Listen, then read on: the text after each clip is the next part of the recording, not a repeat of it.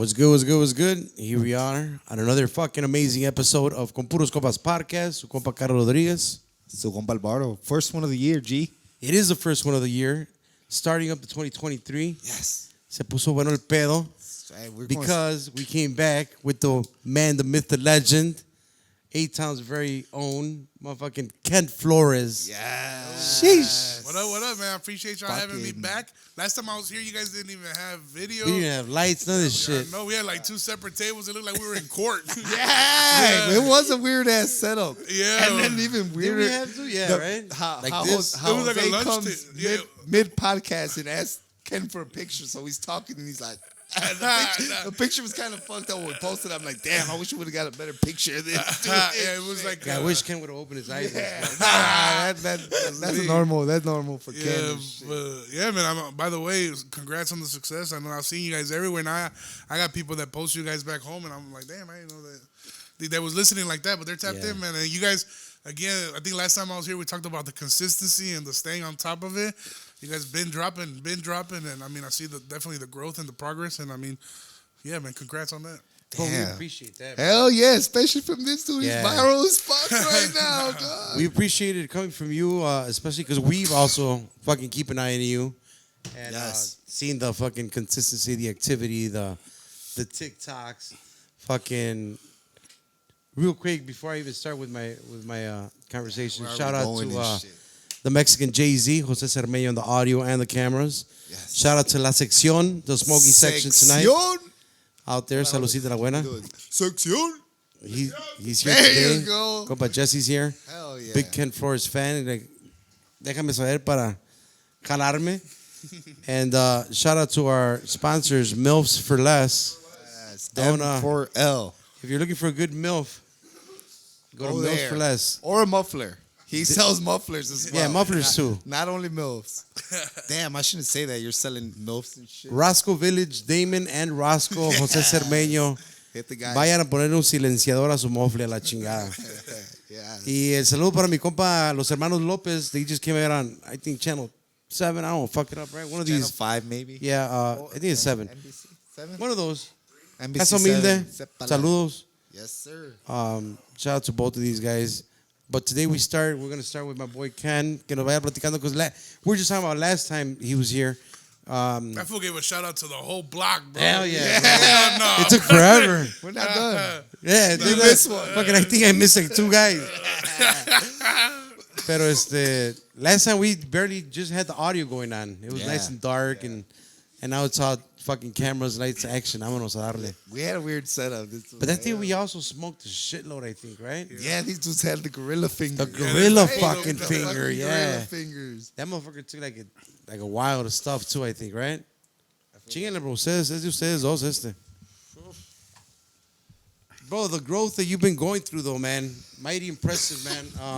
I know these guys told me both Bart and Jesse went to go see you at that show with Renee also. Congrats on that. Pero, you know, when did you kind of start figuring out the TikTok? I know we were kind of talking off camera, pero ahí es donde kind of everything kind of went viral, right? The TikTok was the first one to kind of give me a sense of like, oh, this is possible and it doesn't take that much, you know? Yeah. You just got it's a matter of like getting it done though, because like a lot of people sit back and they're like, oh, we could do it. You probably can, but if you don't do it physically, cut it up and record it and put it and upload it, you're not gonna go viral in your mind. You feel me? So I was like, so I had like 2 clips. One of them that I recorded straight off of TikTok where it was like when the Chinese spot forgets your fork, and that's when the song was hot, the fucking GD's at the door, and I just fucking dropped rakes and into the food, like I let my whole hand fall in the food, and I mean I knew I was like if people watch it, it'll probably get like 20-30K views, but it ended up getting like millions, bro. Oh shit! And then I had another. I bet you all the GDs were mad. Hell yeah! Well, yeah, they were like, people were like, well, if you put the GD anthem, why you dropping the rakes? Oh. Bitch, because fuck y'all, that's why. I'm from Aurora, mama. I was like, bro, right, but and then after that, there was a clip from you have Snapchat memories and shit. I had a clip from like 3 years ago where me and my homie went to go out to eat at Olive Garden, and we're crudo as fuck, you feel me? And then the fucking fire alarm goes off before they even bring our food. So I was like, hell nah, bro. Like, I'm fucking hungry as hell. So He said, I ain't going nowhere. I ain't going nowhere. I was like, I'll leave, but I'm taking the breadsticks with me, dog. Hell yeah. And I grabbed I didn't even just take I took the whole basket they bring them to you in, and I walk out with it, you feel me? And the lady was looking at me at the door. I was like, this is how you know I'll come back, you know? And she didn't say shit, you know? I walk out, bro. I'm eating my breadsticks outside. I put it on Snapchat. It was a Snapchat story, but I saved it. And I was like, this is pretty fucking funny, I feel like. So, and especially because everybody was outside and shit. So I downloaded it on my phone, and I put that on TikTok. And then as soon as I put it up, people were like, is that Naperville? Is that Aurora? Is that, you know? And sure enough, that one went stupid too. I think it's probably about to hit 2 million right now. And that one actually, I got an email from these people that work, basically the multimedia company that looks for videos for ridiculousness or whatever, because somebody got to be out there finding those videos, you know? So they hit me up. They're like, hey, if you let us get this clip, like, you know, we'll pay you and all this. And at first I'm like, bro, this is a scam, you know, because you get hella DMs, they just seem like bullshit. But then, like, the person kept insisting. They're like, hey, brother, I know you probably think this is a scam, but it's not a scam. Like, we want the video and we want your permission to use it. You good? So at that point, I was like, bro, that shit was sitting on my Snapchat memories. It's not like I'm going to do anything else with it. You feel me? I already got, like, my follows or whatever on the TikTok. So I ended up, I was like, all right, fuck it. So I filled out the paperwork, whatever. And it aired this past year, 2022. And they sent me a check. I think it was like $200. It wasn't nothing crazy. On the show? On Ridiculous? Yeah, it went on the show. Yeah, I ain't gonna lie to you. I haven't seen the episode. I've never seen it. Well, that's what I'm saying. There's a lot of episodes. Though. Yeah, Those they always hard. drop. Yeah, They do like 3 seasons a fucking year. And that's so badass, I don't have cable, so I haven't fucking seen it. Yeah, you're right. I try to look Cable's for not it. in no more. Fuck G. cable. But I try to Google it. Like, you know when you try to find that one porn video, you start putting in like red dress, you know, like details and shit. Details, right? Yeah, oh God. Her ankle hurted, you know how?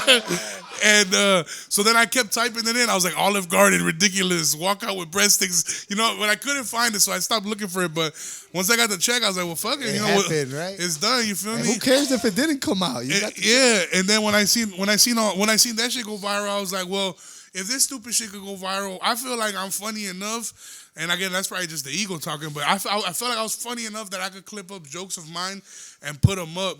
So I had, you know, JV, who is my roommate and the guy who edits all my stuff. I was like, well, fuck it, here, let's do these. Like, chop this up, chop this up, chop this up. And then he sent me, like, you know, 4 or 5. And then I put, like, one up, and it probably got, like, 38,000 views, I was like, okay. But I had already got a taste of the milli, you feel me? So I'm like, I want the big numbers now. That's it. I want the big one. So I paused. But I was like, fuck it. Yes. Let me upload this one. And I upload the next one. And the next one, it didn't hit a milli, but it hit like 250K or something like that. And it was some dumb shit too. It was a video where I was like, I just got fired from Starbucks.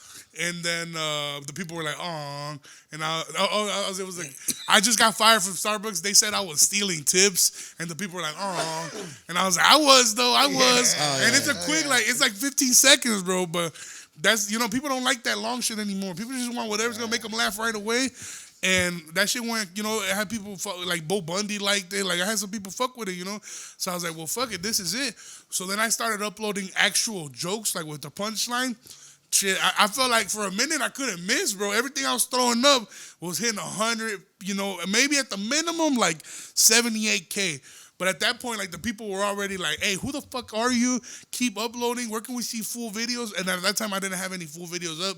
I was like, fuck that. I'm taking all my full shit down, and I'm going to just start chopping it up and uploading it, bro. And ever since then, like, we were uploading like twice a month. And then we had some go like stupid viral, like I'm talking about like millions. So I was like, okay, like now we getting this type of numbers.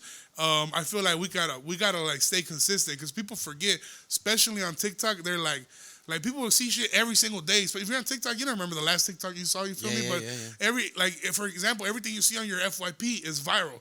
So it could be like 1,000 viral videos in a day. You feel me? So I was like, I gotta like stay like one thing that I've always said is like keep it in their face. You feel me? Like same thing with the podcast. If nobody's listening 1 week, still fucking drop, still share because they're gonna be like, this motherfucker's still dropping. Let's go check them out. You feel me? Right. So I kept doing that. Like we're dropping once for sure once a week, sometimes twice a week. If I got something to promote or something, I'll throw it up there.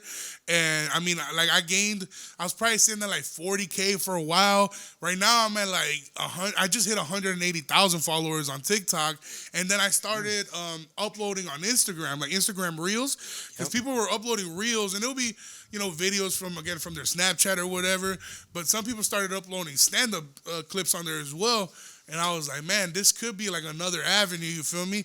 And I feel like Instagram, everything I was uploading, like it was just like it wouldn't even put it on people's like page anymore. It would be like that, a picture in it, like nobody give a fuck anymore. You feel me? So Reels is like, if you want people to see your shit, it gotta be a reel. That's what Instagram wants. So I started uploading the same clips onto Instagram, and then that shit started blowing up. You feel me? And the thing with TikTok to me is like, TikTok could be like, I feel like TikTok, I don't count it as like success because I feel like one day you can put a video that has 11 million views, and the next day you could upload a similar video or another video, and it could get 300 views. Just because the algorithm doesn't pick it up. Yeah. So I'm like, dude, how do I have 100,000 followers, but I got 300 views? Like that shit is a scam to me personally, Yeah. And Instagram to me seemed a little bit more real because even if you got 10K views, and it's a real, Instagram would at least put it in 1,000 people's face. And if it's a good product, then those 1,000 people will make sure they like it, whatever, and all those interactions will shoot it back. It's easier to get something to shoot into the algorithm on Instagram. And those followers can actually contact you because on TikTok, nobody can message you unless you follow them. On Instagram, it might be in your message request or whatever, but you get people interacting. And I started hitting people back up. You start to build that connection, you feel me? And like, then they're watching your stories. Even if you're not uploading Reels, they're watching your stories. So it's easier to build like a fan base that's going to buy tickets to come see you. And I honestly, like, Instagram to me is way more important than TikTok. And right now I think we're sitting at like 85, about to hit 86,000 followers on there.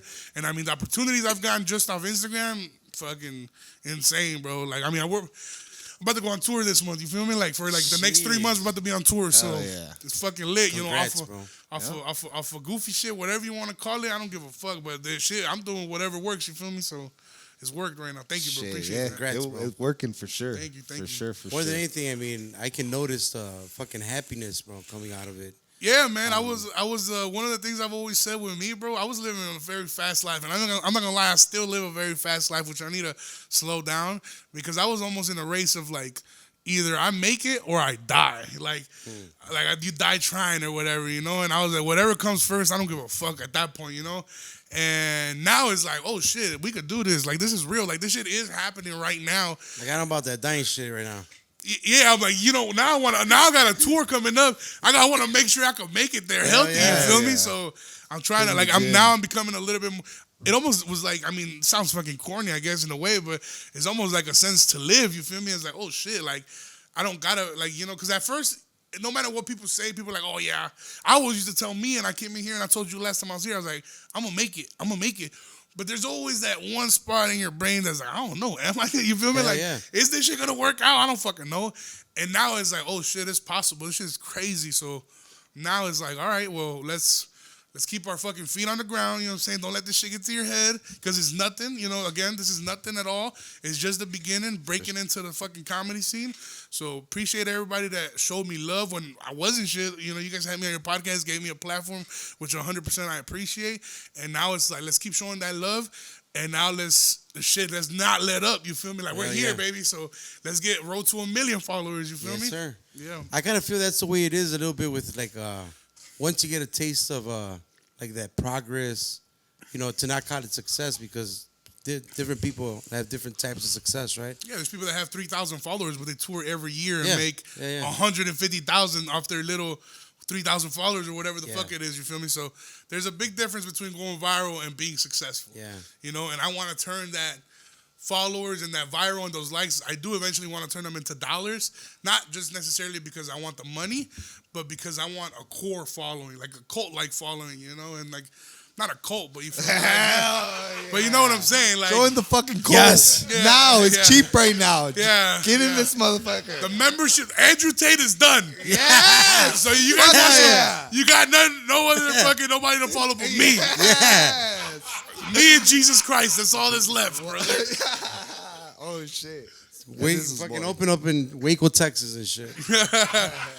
Shout out Waco. Shout out all of Texas, by the way. Hell yeah. All my followers, I have more followers on both platforms from Texas than I do from Illinois or Chicago. Like, I got way bigger fan bases in the South than up here.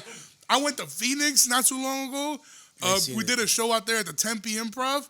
And bro, I went to one place in Phoenix to go eat some tacos around the corner from the fucking hotel. So it's not like I went looking for this spot. You know, I went to places that we could walk to. And I walk into the fucking place. Soon as I walk, it was a whole bunch of Edgars working and shit. It's called Taco Boys is the name of the place. They're actually pretty big in Phoenix, but I walk into that place, and as soon as I walk in, you know, the guy charges us or whatever, you know, we go sit down, and then I think I got like 4 tacos, but I was still hungry. I was like, man, I just want to try it. Yeah. But they're good, so I want to go make sure I get a full meal. So I got back up, and I went up to the dude, and I was like, hey, man, let me get a fucking quesadilla too. And he's like, what are you doing here from Chicago, bro? I was like, I'm a comedian. He's like, and then they all turned around, they're like, oh, it is him, bro, it is him. So they had recognized me, but they just weren't sure if it was me. Yeah. And I was like, yeah, bro, I'm doing a show up the street right here. And they're like, oh, hell yeah. So they gave me all the food. They gave it to me for free. They gave me beers. Like they hooked me up. And that wasn't even the best part.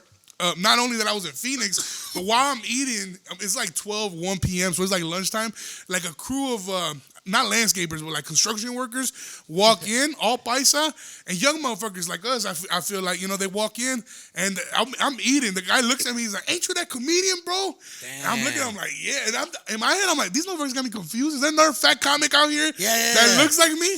But nah, bro, they recognize me for my shit, bro. And I hooked them up with some tickets. I was like, man, just for that, man, you hooked me up with some food. I hooked you up with some tickets, brother.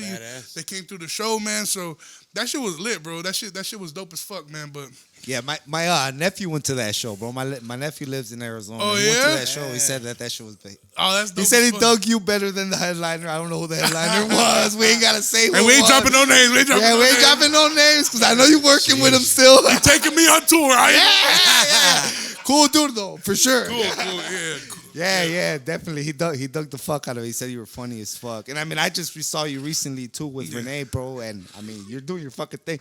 And that day, bro, I know you were lit. And I heard your podcast. You even said you were lit. And the first however much of the show was just you talking shit. That's how that Which one you went to? The Zanies one or the Laugh Factory one? The Zanies one. Yeah, that's the one with that Jesse was asking about with the He was at the Laugh Factory one, yeah. No, you went to the Laugh Factory, but you were asking about the reel with the Salvadorian Ecuador or whatever the fuck he was, bro. Yeah, it's funny because you're just roasting him away. That's it.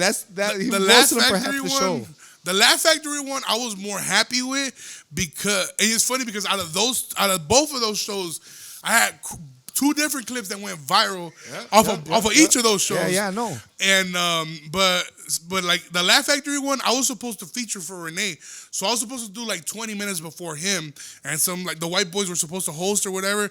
Then Renee texted me that day. He's like, bro, we got a last minute cancellation from the host of the show.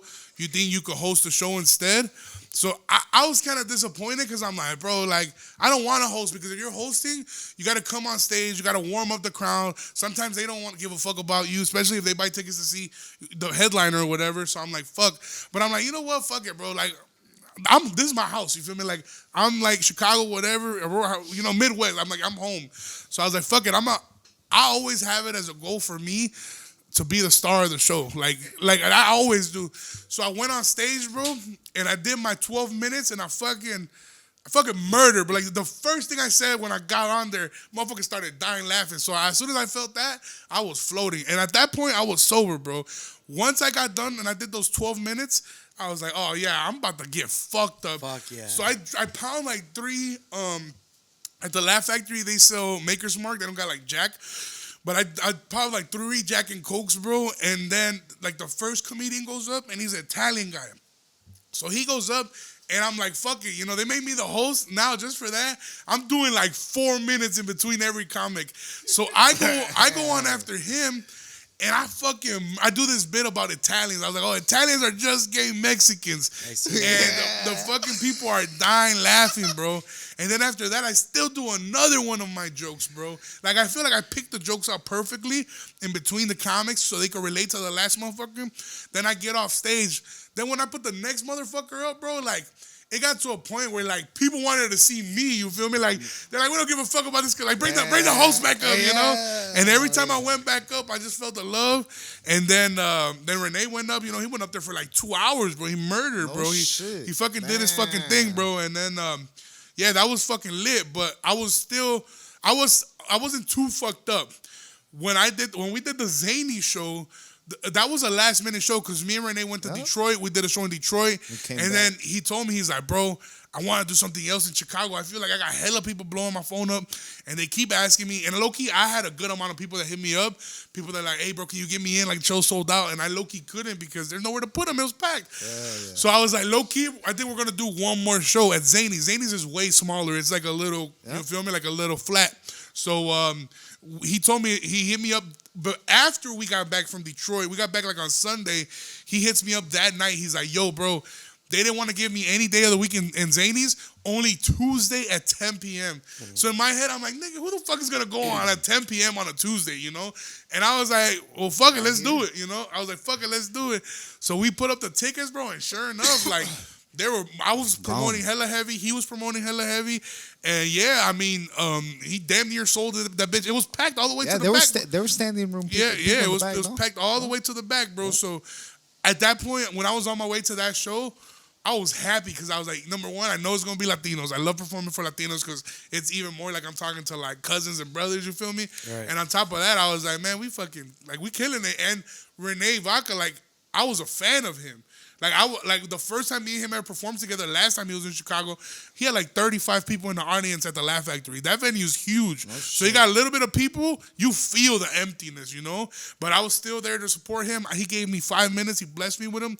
And now this time I was like, bro, we've been murdering shit, you know, in Detroit, Chicago.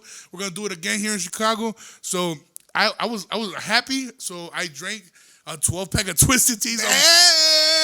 Yeah, 12-pack. I drank a whole 12-pack of Twisted Teas, bro. I walk in like I'm walking up to the fuck. Like at that point, I feel like the shit. Ain't gonna lie. Cans. I ain't gonna lie, cans. He lines them up. Nigga, just the glass clinging in the car and shit. So we're walking up to the line and shit. We see the line and I like, you know, walk up. They let us in, whatever. And that time they told me, they were like, you're not gonna host, bro.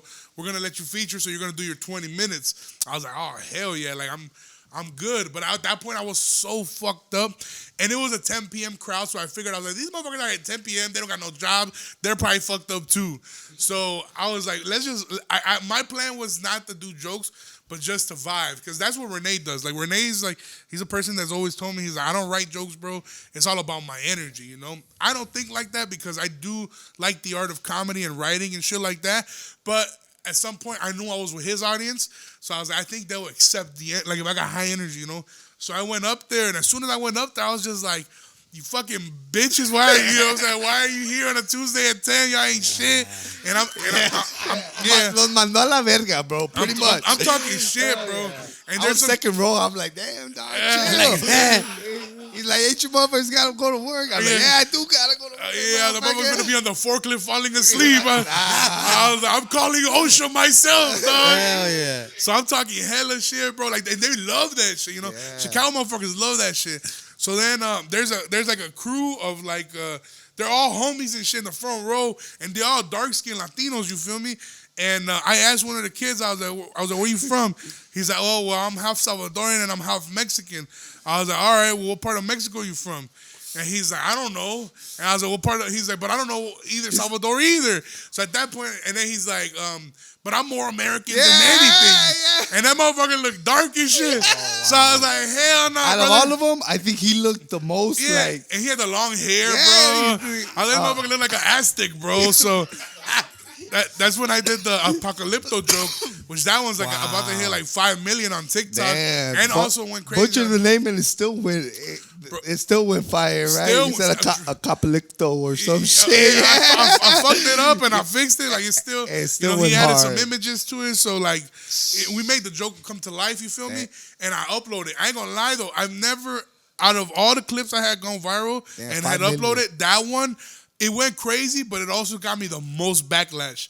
I bet I had a whole bunch of no sabo kids, like those motherfuckers that be like all the young Mexicans that be like hella, shout out, they like Trump or whatever the fuck. And again, I don't get political, whatever you like whatever. But it was funny to me because they're like, oh well, my parents are Mexican, but I'm American, and everybody was just talking about my weight. They're like, this fat motherfucker. They're like, it looks like he's fucking struggling to breathe. Wow. And they're like, open your eyes, like all the shit that I hear all the time. Anyway, so like I never like got like butthurt about it. Like it didn't. I don't give a fuck. Like I went viral when I was like 16 with the How to Rock a Snapback video. Yeah, and all those comments were talking shit. So like, I've been through it, you feel me? Like, that's not nothing new to me.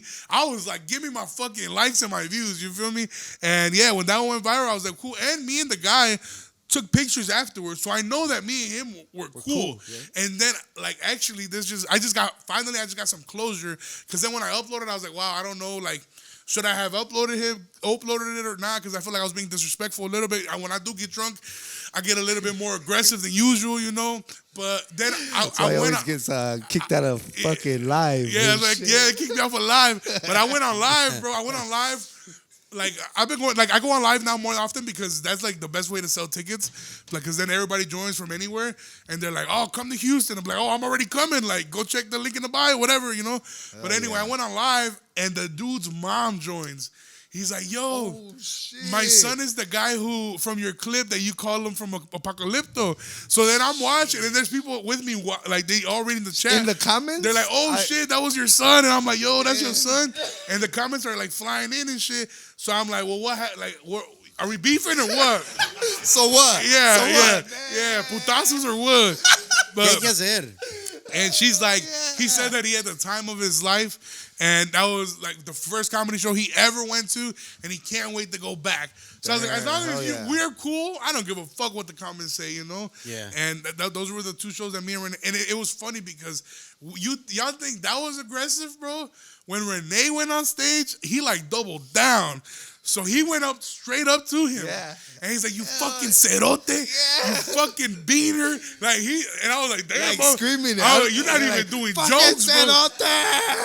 I feel like I was still, like, my only problem when I'm on stage, and I wish I could fix it, especially when I'm drunk, is that I let the bitch word slip out a lot, And I've been lucky that nobody has said anything yet, but I know that, as I start traveling, go to LA, whatever the fuck, it might be a motherfucker like, wait, hey, what the fuck you say, So I don't want to get to that point, but like, I still feel like I still get like a punch. Like, my goal is to get a punchline in. I don't want to just talk shit to you. You know what I'm saying? Like, I don't want it to feel like I'm just making you feel less. I want it to be funny. I want you to laugh with me. I feel like when Renee went up there, he was like, you fucking cerote, you fucking beat, and I was like, chill, bro. Hell yeah. But I ain't gonna lie, like that was one of those shows where me and Renee were both fucked up, and I feel like we were floating, bro. You feel me?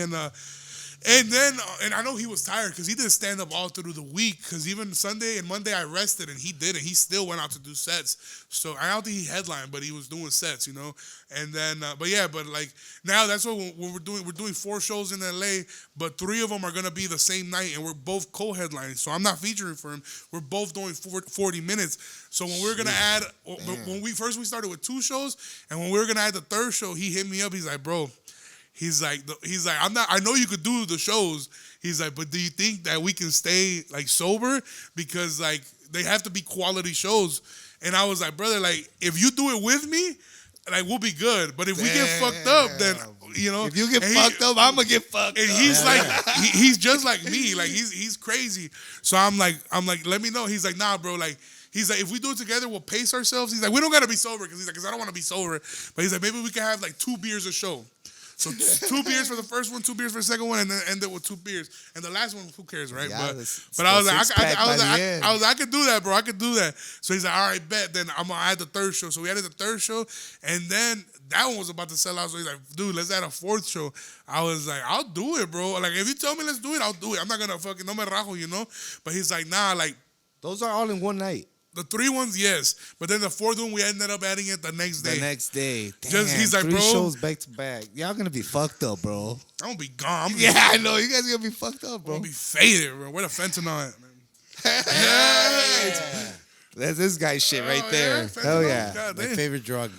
Fuck yeah. That nigga about to die. But yeah, bro. Damn, no, that's badass, bro. But I mean, what I was telling you earlier, bro, it's not only badass that, you know, this is your first time fucking performing in LA, right?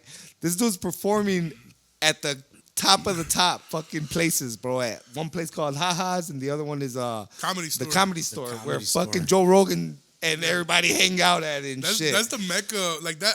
I'm happy about selling tickets. Don't get me wrong. I'm happy to be co-headlining 3 shows at the Ha Comedy Club, bro. But more than that, bro, more than selling tickets and make, cause I'll probably make.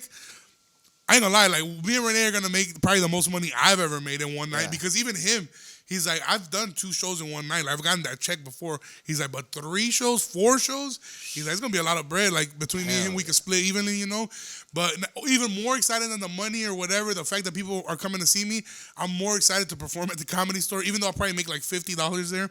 Just because that's a legendary comedy club. Like, it's the mecca of comedy clubs. Like, it's like when a soccer player gets called to like Real Madrid or whatever the fucking big team is right now, you feel me? But it's like that version of comedy, you feel me? And I'm performing in the Belly Room, which is the small room. It's already sold out. It's a small room where Dave Chappelle filmed the Sticks and Stones special. And I used to go to this club. Every time I went to LA, I never got to go to a show because like 2018, 2017, I never bought tickets on time. So when I was already in LA and I was like, oh, I need to go to a show, the shows would already be sold out because they sell out like weeks in advance. Like I said, I'm gonna be there January 21st. That show's already sold out, you know. So you gotta buy them months in advance. So anyway, I would still go though, and then COVID hit, so I couldn't go, you know, whatever. But I would still go, and I wouldn't go inside because obviously they were high security. But I would stand outside, bro, just to look like from the fucking street. And like take pictures outside, and I'll be like, one day I'll be performing there. Like one day it's gonna be me inside. You feel me? And then now, you know, I got that booking. It's gonna be raw, and not only that, but February 21st, I'll be going back to LA, and I'll be doing not the Belly Room, but the biggest room there. And that's where like any day of the week, there's Hollywood agents, there's celebrities, celebrity pop-ins, and I mean I don't care about that. I really care about having a good show and making sure that I look good there, you feel me, so they can maybe bring me back or whatever the fuck. But yeah, man, I'm super happy, and I want to give a shout out to Martina Mini, who is giving me these opportunities. And I mean, you know, we've worked together. He was the first person to put me on the road. He's also super viral on TikTok, super viral on Instagram. Shout out, man. Shout out Martin Amini. He's half Iranian, half Bolivian, so he is Latino, but he's like different, you know. He's the first, the ones we hate, you feel me? But he ended up taking me to DC early in November, and those were my first official road gigs. He had me in DC. We did 10 sold out shows at his comedy club. It's not a big club, you feel me? It's probably the size of like, I don't even know, but it's not big, but it's still like you could fit like 70 motherfuckers per show. So that's times 10, like 700 motherfuckers saw me perform. On top of that, I built a fan base out there. People, ever since I left DC, people were blowing my phone. When are you gonna come back? All the Honduran people, all the Salvadorian, because I got like more South America material, and like the people on the internet love it too. They're like, damn, bro, appreciate you shouting us out, even if it's talking shit. Because every time people think of Latinos, they say Mexicans mostly, and then sometimes Puerto Ricans if you're in Chicago or New York. But nobody ever nobody ever really talks about like the Latin American people unless it's like something bad or whatever. So I got a huge fan base of Latin Americans right now, Salvadorians and Hondurans especially. Shout out. And pupusas. And when another one. Yeah. I got a joke about pupusas, bro, and everything, bro. I'm not even. Y'all can check out my page, but anyway. Hell yeah, go check it out. Yeah, go run it up. Go run it up. There's Latin Americans are a big part of my fan base. Obviously, Mexicans, from all over the country. But I had a clip that I filmed in DC that is talks about cocaine. And in case y'all thought I was talking about Coca-Cola, but most of the people on this pod probably know what you're talking about. Yeah, so first time. So they ended up. I ended up uploading this clip, right? And that one is one of the most viral ones I've had on Instagram. It's got over 100,000 likes, like a hell of millions of views or whatever. And it's about Coke. So I had a wave of like at least 20,000 followers. All follow me. All fucking cokeheads. Hell yeah. 20,000 cokeheads overnight. So so they be DMing me. It happened on a Saturday night. Yeah, and shit, when everybody was partying. Like I got hoes that DM me like pictures of like them doing lines. I got dudes that DM me. Like whenever you come to Houston, bro, we got you. Aquí te tenemos. And I was like, y'all motherfuckers better have the same energy when I get there. Hell yeah. And then every time I go that live, same bro, energy. every time I go live, as soon as I go on live, the comments start coming in. We just pericos, Saca la la bolsita. nariz, the little fucking bag, snowflake, the saca la bolsita. So like, I like it. Some people might not. I like it because those are my people. You feel me? Like I'm like that. So it's like people don't get so like you can never like expose me and be like, oh my God, he's a fucking cluck. Like I know, bitch. That's why they fuck with me. So yeah. Hell yeah. That's My bad. This is their podcast. I feel like I took over the podcast and shit. Yeah, it's all Fucking good. hella, bro. My bad. No, I was just telling these guys, I'm like, this dude, he's on fire right now. He got shit to talk about. I'm like, he just did two hours by himself. Yeah. This dude does all his pods, most of his pods by himself. Yeah. And he could go for 2 hours. Like, that's just, to me, that's like, goddamn, I would never. Fucking 5 minutes by myself, it'd be over. Hey, this guy also told me that Jimmy Humilde, did he hit you up? Yeah, we're gonna go get some lunch when I'm in LA, bro. Motherfucking Ken Humilde right here, bro. Yeah, we're Kent Flores for sure. Shout out, that shout shit out. was Yeah, I'm about to great, get bro. into a 360 deal. When I saw that motherfucking episode title, I'm like, I gotta listen to this. And yeah, bro, motherfucking reached Yeah, out to I him was and shit. at a show, bro, at a barbershop out here in Chicago called HQ, and it's like this guy that works there. His name is Los Cut It. He's got like 250 followers. He's like an influence barber or no whatever. shit. But they were hosting a show there at the barbershop, and they wanted me to headline it. And at that time it was like when like people came to see me, they put me on the flyer big as fuck. So I was like, I bet. So I went and I did the show. It was late as fuck. I was tired. I was like exhausted. But I did the show, it went really good, whatever. And as people are leaving the barbershop, I'm hanging out because they got like hella drinks for the comedians. And most of these comedians weren't even drinking. So I'm like, hey, I'm pounding shit down. And I went with my boy Whole too. bottle so and so I'm shit. telling my boy, I'm like, nigga, grab shit. Nigga, like, no, put shit in your pockets. Fuck these niggas. You feel me? And so we're getting faded, right? And I go to the bathroom. And like when you check your phone for a minute, you just get those notifications or whatever. So I'm looking at it, and the first one, it's like Jimmy Humilde started following you. But I'm like, nah, it's probably like some goofy ass dude with a name, So I opened up the page, and sure enough, it's like following me with the check mark and shit. And I'm like, damn. And then I showed the guy. I was like, look at this motherfucker just following me. And they're like, oh shit, whatever, And then maybe 5 minutes after that, he DMs me. He's like, hey bro, I just follow you. He's like, you funny as fuck, dude. And I hit him back up. I was like, oh shit, Jimmy, I appreciate you, I fuck with what you're doing, the movement you got going on. And he's like, hell yeah, brother. He's like, we need to kick it. What's up? Are you in LA? And I was like, I'm based out of Chicago right now, but I'm gonna be in LA January. I give him the dates. I was like, I'm gonna be in LA there. Let me know if you're free. He's like, bet. Like, hit me up as soon as you get here. And he's like, let's hang out. I was like, all right, bet. And that was it. He liked my last message. I don't want to bother him or anything like that, but yeah, so I know that he fucks with comedians and he fucks with like funny motherfuckers because he's always keeping like either a funny Mexican comic. He's always in the scene, you feel me? Yeah. So he fuck with my shit. So I was like, bet. Well, I'm down to go down there and kick it with him. And then 2 days after that, I got a DM from Felipe Esparza too. Oh shit! Yeah, and he hit me up. He's like, hey Kenny, You funny as fuck, fool. I fuck with you. Stay blessed. So I was like, oh shit. So I hit him back up. I was like, hey, bro, I appreciate, you know, feel me? I'm a big fan of you. Hell like, yeah. I paid tickets to go see him. You feel me? So I was like, I bet, you know, for sure. And also between the time that I came and this time, I got real cool with Chingo Bling. And you did. I work with Chingo Bling. Me and him actually stay in contact. He hits me up every once in a while. So yeah, man, you know, like that's what I was gonna ask. You think a lot of the followers you said from Texas that you got was when all that happened when you were messing with Chingo Bling, or is not that really? just, No, not really. Yeah. I think it's just like I just think that like a lot of the Texas community is a lot like Chicago.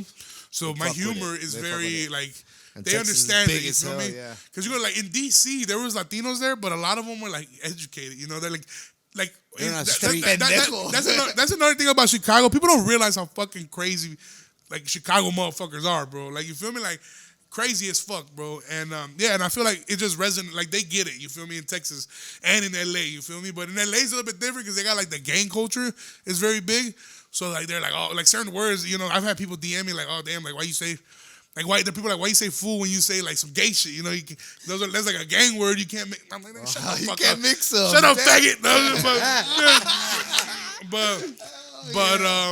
But in Texas is more like Chicago. Like Really? you don't gotta be in a gang to be like a trap motherfucker or a street motherfucker. You could be in the streets getting money trapping and not belong to a gang. And I feel like Chicago is like that a lot.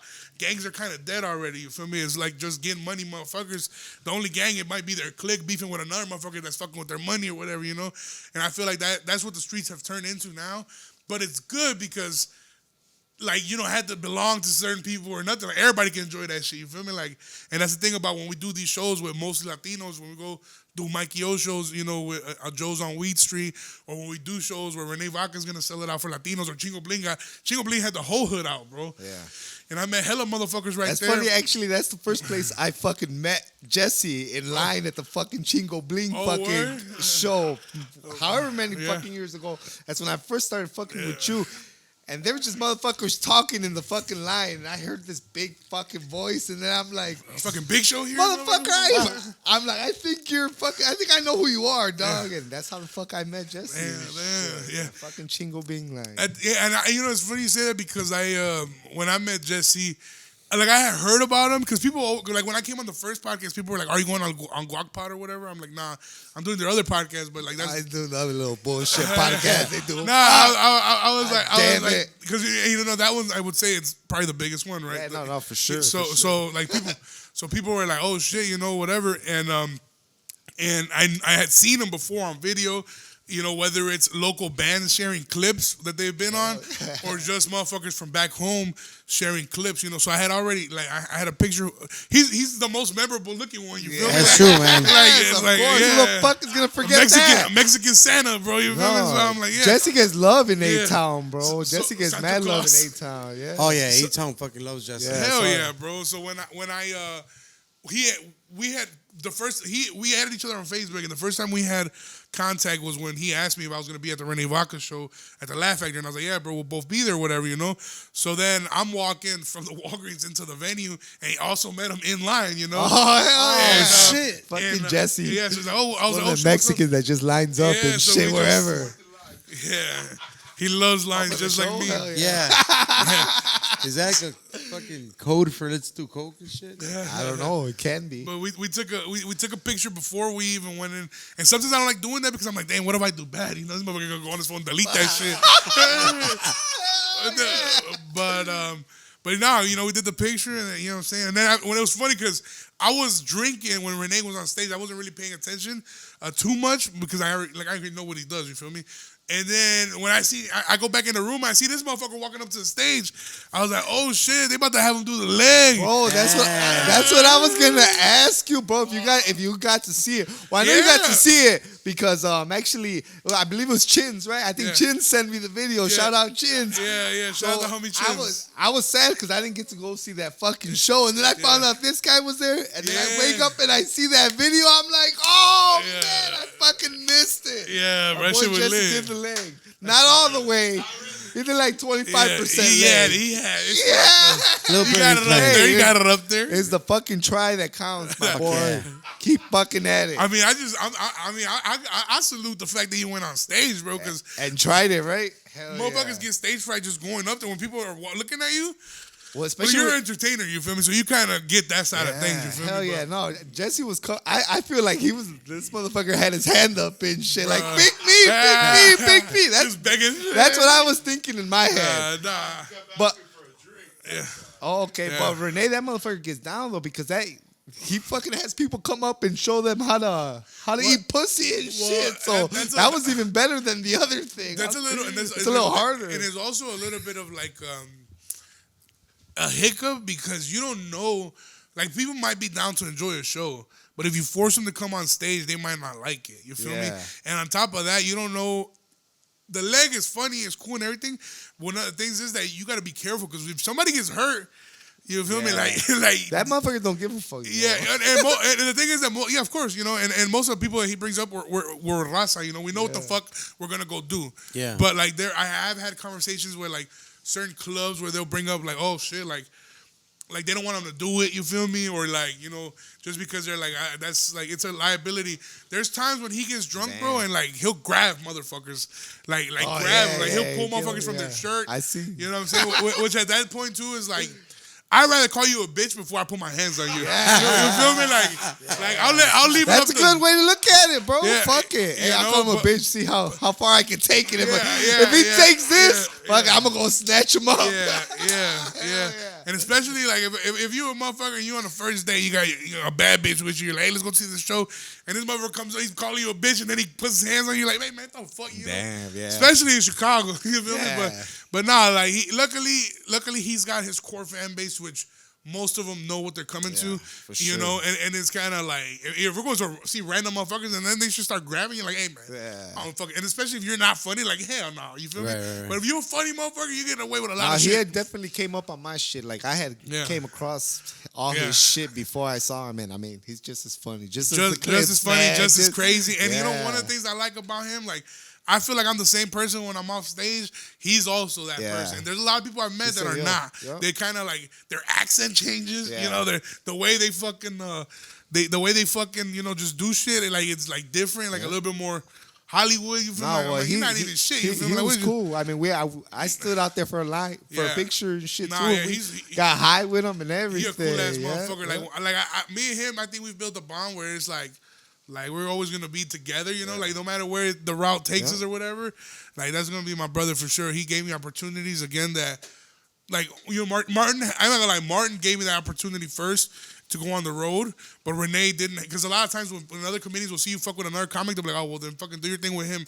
He still gave me dates, you know. And they both still give me dates to go tour with them. So like me and Renee, I see myself more in him than I do with Martin, just because Martin is a little bit older. He's been doing it for 10 years.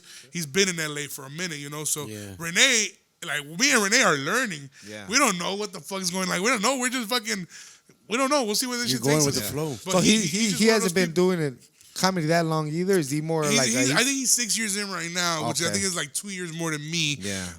But like again, like Yeah. sometimes it's in you, bro. You know, and I feel like me and him are the same in that way. Like we just fucking like we have that like star power in a way where motherfuckers like will fuck with you, even if you're drunk as fuck, even if you're fucking up your jokes. Like you could be that funny where you recover and still give them a good show. You know. Hell yeah. No, you guys click together. So, Yeah, I hell mean, yeah. it's badass that you guys are fucking got all these shows together. I mean, this will be out before fucking the next one. So if you want to fucking drop that. Yeah, then man. fucking- So February. So we're. I got my tickets already. Man. Yeah, I got it's tickets. gonna hell be yeah. busting, bro. Hell We had so obviously he sold out. I don't say we because I'm still I look at him like my big bro. You feel me? Like I look at him like a big bro, and he sold out Laugh Factory, which is already a massive venue. He sold out Zany's in the same weekend pop-up show. So that's how he knows that Chicago fucks with him heavy. So this coming up in February, we had this guy. Damn, I don't remember his name, but he works with like Speaker Box and a few different venues like. The Riviera Theater, possibly the I don't know, a few different theaters in Chicago. But anyway, one of them being Avondale Music Hall, and they booked the show on a Saturday. they asked for both of us by name, so it was pretty cool because like we didn't have to like set it up or whatever. Yeah. Like they wanted Renee, but they also wanted me. So I was like, bet that's fucking fire. And we locked it in. So that'll be February 11th at the Avondale Music Hall. Get tickets at avondalemusichall.com, or you can go to my Instagram or Renee Vaca's Instagram, Ken Flores 300, Renee Vaca Comedy. And February 11th is gonna be busting. And I'm kind of like, Fuck yeah. I'm a little nervous because you know how many people it fits? I think it fits like four. Like, I think it's like 450 to 500 people. Yeah, I know. So it's, we it's wanted to big. get That's it. just badass. And I mean, I'm sure it's gonna sell out, bro. So go get your fucking tickets get if your- you want to go. Yeah. And the fucking poster for it is fire, Yeah. bro. They put both of these motherfuckers in a joint. Yeah. dog. They put Yeah. these motherfuckers up in a joint. I want nobody to hit me up that day like, bro, can you get me in? No. Hell Get yeah. your tickets right now, bro. And Yes. it's funny because I went to go see OGZ there from Shoreline Mafia about a year and a half ago, maybe a year ago. And I was like, oh, it's a dope ass venue. You feel me? Like now I'm gonna get to be the one performing in that motherfucker. So yeah, man, I can't. And you know, it's funny because I just got. That's gonna be February 11th, and I was trying to lock in a deal in Houston for me to headline out there, and the only date they offered me was like they were like, we'll give you a Friday, but it has to be February 10th. And they're like, and we know you're under contract. You got to go to the Renee Vaca show on Saturday because they know him too because he was just there for New Year's. So they're like, we think you should take it because you're gonna come in and make X amount of dollars, and then you fly back the next day, get their bag over there. So I was like, well, fuck it. I feel like. Fuck it, you feel me? Like, you know, this is real life with this shit now, so let's fucking do it. So, yeah, I booked Houston February 10th, and we're going to be back here in Chicago February 11th right away. I did notice that you were going to do that. Yeah, so it's going to be crazy because I fly out to Houston that day, the 10th, do 2 shows, and then fly back the next day right away to do the show here. Man, but you're all over the place, dog. I was looking at the calendar. You're literally it's L.A., then New York, then back to the fucking east, and then back to the west, Boston. You're about to be Boston, everywhere, San bro. Fran, bro. Fucking Houston. I'm going back to D.C. We went to Phoenix already. We're going to Vegas. I've never been to Vegas, so That's going to be a fun. Never been to Vegas at all? I've never been to Damn, Vegas. Not even a take party. it easy there. I know. I can't wait to pay for pussy. That's cool too. I say, I mean, Vegas is a fun place. You know, take it easy on the drugs and stuff because you know you can get carried away. Hell yeah. By el payaso. Shit. Not that. But no, I you know, I think that when it's time to work, we work. You feel me? So I'm gonna like for sure the first day I'm gonna chill. Saturday night after we get done with the last 2 shows, yeah, it'll probably be up. I ain't gonna lie. I fly back Sunday. You got 3 shows in LA? We got in Vegas. We're talking about Vegas. Oh, in Vegas. We got 4 shows in Vegas. Yeah, Damn. 2 Friday, 2 Saturday. Damn. That's Most places, Boston, we got bro. 4 shows. New York, we had 2. We just added a 3rd one because the first 2 sold out. Probably gonna add a 4th one, so it'll probably be 4 LA, 4 Vegas, 4 Boston, 4 New York. It'll be 2 Houston. I'm doing 1 in San Francisco, but I'll be headlining that one. The one in Houston too. Then we're doing DC. I'll be headlining a few there myself. Then I'll be featuring for Martin and a few different ones too. So yeah, man, all over the fucking place at this Bro, point. this is within the year, bro, that he came, bro. Yeah, well, exactly. Yeah. That's a little bit amazing. over a year. Since you were here the last time. And I'm booking some like single stuff too. Like I'll be in Atlanta in June for the first time. So like there's like it's already starting. Like my calendar's starting to fill up. I think I was telling you guys before when I first came here, like I was like starting to work my way into the clubs. Like they're starting to notice me or whatever. Yeah. Now I got them blowing me up. Like, hey, Come these are all the dates we got for you. Like Which pick one the you ones want? you want to do. Yeah. And another I don't want to do them, but it's like now I can't. Now I gotta do this. And obviously if I could if I go out of state, you know, make fucking way more money than I would be making here. Yeah, fuck so yeah. I'm like, fuck I that. remember. I'm not gonna stay here. You were barely talking about like, man, I'm trying to get into Zanies and this and Yeah, that. because and we kind boom, of talked now- about like pay, you know, the first time, and it was Yeah. like not the greatest of pay. Nah, back it was then. garbage. Like, It is garbage for all comedians. Like if you don't got the following and you can't sell tickets, like, and not that you can sell tickets in Chicago, but if you can't like tour and sell tickets, like basically if you don't got a following, which it basically amounts to, yeah, you have to put up with the shitty comedy club pay as a showcase, doing showcases. Because obviously, a comedy clubs will pay you good, but if you're like a headliner coming in from out of town, like Renee Vaca or like me in Houston, whatever the fucking case may be, because if they're doing a Thursday show and they got 4 comics and they're all doing 15 minutes, you're probably each getting $50. You feel me? And now it's like my deal for like, just as an example for like Houston, I don't want to talk about money, but I'm gonna do it just for the one time, Vacas. just to compare. Yes. Just to compare.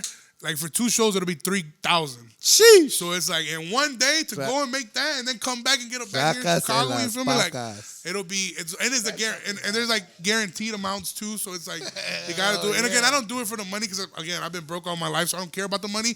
But like for making $50 to make it that much, you know, it's like all right, I'll take it. You feel me? You deserve it, G. And, Hell yeah. But there's also a big difference in headliners and features because there's times where.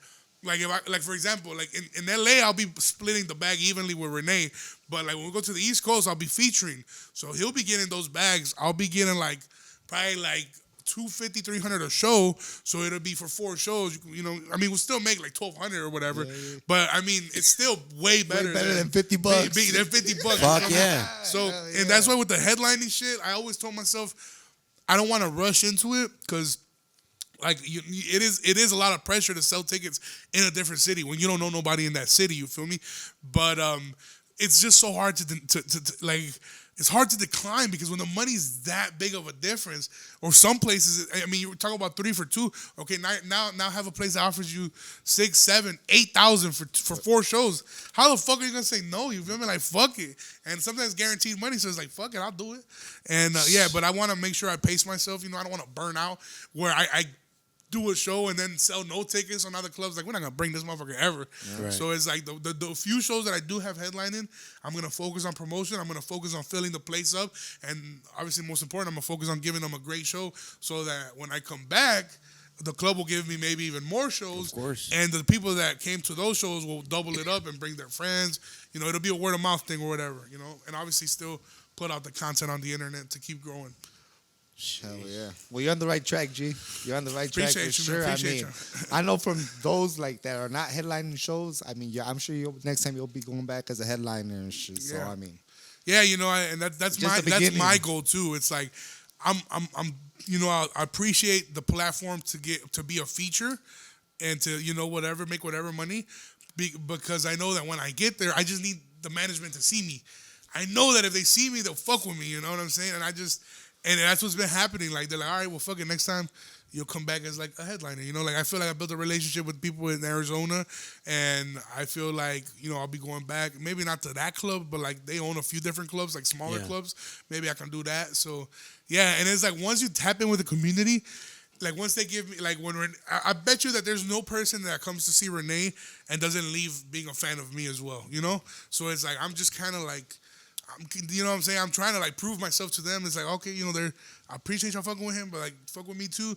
And yeah, now they tell me, like, people DM me, they're like, hey bro, and this has never happened about Renee, but I've had people DM me about other comedians that I've toured with and done shows with, where they'll DM me like, damn, I ain't gonna lie, I went to see him, but I fuck with you. You feel me? Like, so it's like, all right, like, and that's not me to like throw anybody under the bus or anything, but it feels good to like go in with that mindset and go like, I want to be the best here tonight, and I need to. When you're already the underdog, it's like, I want to pop off and do. And anyway, so that happening is also real dope because I felt like that's what happened when I went to see Chingo Bling a few years ago in Schaumburg. He was touring with Jerry Garcia, who's another big comedian from LA. That Midnight? No, not Midnight, but his name is Jerry Garcia. He's from LA. Midnight's from Dallas. Texas. But that guy Jerry Garcia, I remember seeing him live, and he fucking murdered like. And then Chingo Bling went out there and he did okay. You know, he did it like he had the star power, so you're like, oh shit, it's Chingo Bling. Yeah. So you're paying attention to everything he says, you're laughing at everything. But if you really put 2 and 2 together, or you had your eyes closed, you know, whatever, and you had to pick who was funnier. They're like, oh no, that motherfucker definitely. No, when I saw Chingo Bling, fucking the Midnight dude was way funnier that night. Way funnier. Midnight is a funny motherfucker. Yeah, I'm glad I got to build a relationship with him because you got to fuck with him too, right? Yeah, Chingo Bling called me. He's like, hey bro, can you do me a favor? I'm like, yeah, what's up? He's like, I got this guy from Texas. He's my opener. He works with me, tours with me. He wants to go to Chicago, do some shows. I was wondering if you could put him on the show. I was like, hell yeah, of course. So me and Midnight got in contact. He's like, let me come up there, whatever.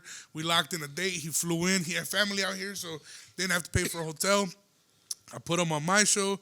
He fucking murdered. I think it's probably one of the best. That day, though, we had 3 different comedians fly in. Two Oh, yeah, I from remember two from that, LA and him. So it was seen like that. it was a dope ass lineup. I remember the club was like, what the fuck are these motherfuckers doing? Like to book these motherfuckers with big names. And it's just a relationship. Like people see me and they fuck with me. They're like, hey bro, let me collab, let me fly in, let me do your show. It's like, hell yeah. Even my co-producer, you know, he's like, damn bro, like you getting these names just off the network, you feel me? And I'm like, yeah. And the same I feel the same, like if I go to their city, they'll give me the you know what I'm saying? They'll give me the platform more than anything. You feel me? The stage time. But yeah, man. So yeah, I was able to help Midnight out in that aspect. But he's been in the game for 10 years, so he is that funny. And I feel like he's gonna. People have to adapt. You feel me? Like if you've been a comedian for 10 years, like to you, your mentality might be like a little bit old school. Like I'm gonna come do my show, kill, and work my way to the top. You know, show by show by show. But if he start, you know, if he get like a video crew going or start paying, you know, investing a little bit, bro, it goes a fucking long way. You feel me? It goes a fucking long way. So damn, that's crazy. Well, that's what I'm thinking in my head. Like him that's been in the game for 10 years is out here hitting you up that you know you're. A little bit less, half the time. Yeah. Like, can you put me on? So, man, that's badass, bro. That's and I always say this too. Like, just because I'm not. I always say one of the things I always try to keep in mind. I'm not the funniest comedian in Chicago. I'm not. But I'm the one that was able to build a team to put out the content and use the tools that are free. You know, like the platforms that are free to build the following. You feel me? But you got to be a little funny for it to work. Because there's people that put up clips and you're like, what the fuck? Nobody even laughed in the video. Yeah. Why the fuck would you upload it thinking we're going to laugh at home, you know? So, man, like, I think that's what you know what I'm saying? It's not, people are not, I mean, it's like if you buy the newest car or you could just work on the one you got and, you know, make it faster than the newest car, you know, just because, anyway, the product's got to be good at the end of the day. But, yeah, do videos because a lot of comedians, especially old school comedians, they're like, I don't want to put my jokes out there because what if somebody steals them or what? People are going to watch them and when they come see me, they're going to remember it, so it's not going to be as funny. Bro, I promise you, nobody's gonna remember. I've put out clips. I probably say I put out most of my like written jokes. I still have some that I've kept in the vault just because they're either too long or I don't know how to chop them up yet. But I put out everything. People don't. Do you remember the last TikTok you watched? No. Fuck no. You know, and it was probably one with like 1 million likes or something. You know, people don't remember. There's very short memory span. You know, because of how fast we take in media nowadays. You know, you might read an article of somebody killing somebody, a funny stand-up video, some bitch getting fucked on porn. You know, like it could be anything, bro. It could be anything. It's so much. So you're not gonna fucking remember, you know. So people just know that you're funny, or they fuck with you, they're a fan of you, and when they come see you, that's why you got to be a real good comedian because you want to give them that experience. And that's another thing too. Like and then there's some people that put out clips and their clips go viral, and then you go see them like this motherfucking trash. Like he got that one joke that's good, but the rest of this shit suck. When people come to see me, like I mean, you guys can attest from the moment that I walk on stage, I'm putting on a fucking show. You know what I'm saying? Like, yeah, I see that it's so natural to you, G. I know that it's just who you are. You know, you fucking grew up like that, talking shit, fucking cracking jokes. You know, so I fucking love it. Yeah, appreciate shit, you, man. Appreciate you. Shit. Have you any experience with any kind of backlash, como con la raza, like with the paisas? Is there when you talk shit, anybody kind of get super offended? Never in person, but I'm also a big guy. Like I'm a fat. If you're watching a video, I'm a fat motherfucker. So it's hard for like if you're a little motherfucker and you offended or something I said. Yeah. Come say something. You feel me? Like what? You feel me? So most people don't. You feel me? Yeah. And it's only on the internet. I've only ever dealt with that on the internet. When I put the Italian bit up, man, the fucking Italians are still in my DMs. Yeah. People DM me, be like, so you think the Italians are gay? Yeah, they're like, so you think the Italians are gay? Who do you think started the mafia? I was like, the mafia's extinct, bro. Y'all cooked, y'all done. You feel me? But and then I got people, so like there's like you fat piece of shit, you know, like all kinds of guineas in my fucking DMs and shit. But there's also the young motherfucking the young Latinos, bro. It'd be the young like Americanized Latinos. The little Trumpers. Yeah, the Trumpers. They got mad at that little Trumpers at that one clip because they like to take pride in saying, "Oh, I'm American," and I believe that. If you believe yourself, you're an American. That's cool. If you're born here, yeah, you're right. You're American. I'm American.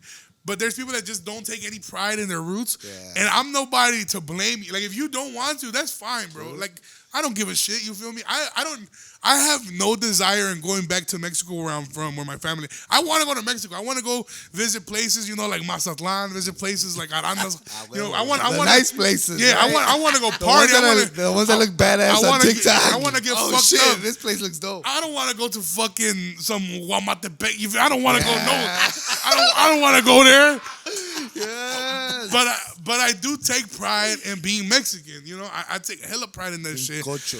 Yeah, cocho, Guerrero. big cocho. Yeah. And I had a clip go Salud. viral that I was saying I was from Guerrero. Now I got a whole bunch of fucking cochos following me. Yeah. Yeah, you need to go on Los Calentanos podcasts, bro. Yeah, They're all yeah. Guerrero cochos. They're all Yeah. Oh, well, they say Guerrero. they're half of them are cochos, half of them are non-cochos. Yeah, whatever. Like, but- chill the fuck out, motherfucker. Yeah. But yeah, man. So yeah, I don't do content to offend people. I do it so we can laugh together. Hell yeah. So if you take offense, you gotta be. That's you super soft. You're looking for shit because it'd be the guys that be talking shit about. Oh, cancel culture is so soft and all this, but all it takes is for a motherfucker to make fun of the shit you like. And I bet you'll be the Karen next. You feel me? Like, some like motherfucker that. talk shit about the shit you like. And you're like, hey, no. It's like, no. Like, why is it when I was talking shit about the Puerto Ricans, it was funny? Now I'm talking shit about the Italians. Now you don't think it's funny. Because now you feel it in your fucking, wherever. Yes. But yeah, like, I do that shit. I'm putting that shit, like, I'm baking everybody, though. Like, I don't. It's not, and I get the Mexicans too, bro. Like, I get everybody, This shit is for everybody, bro. Hell yeah. Like, my favorite is having a moment where it's like, I know you ain't laughing, bitch. Like, that's my favorite, you feel me?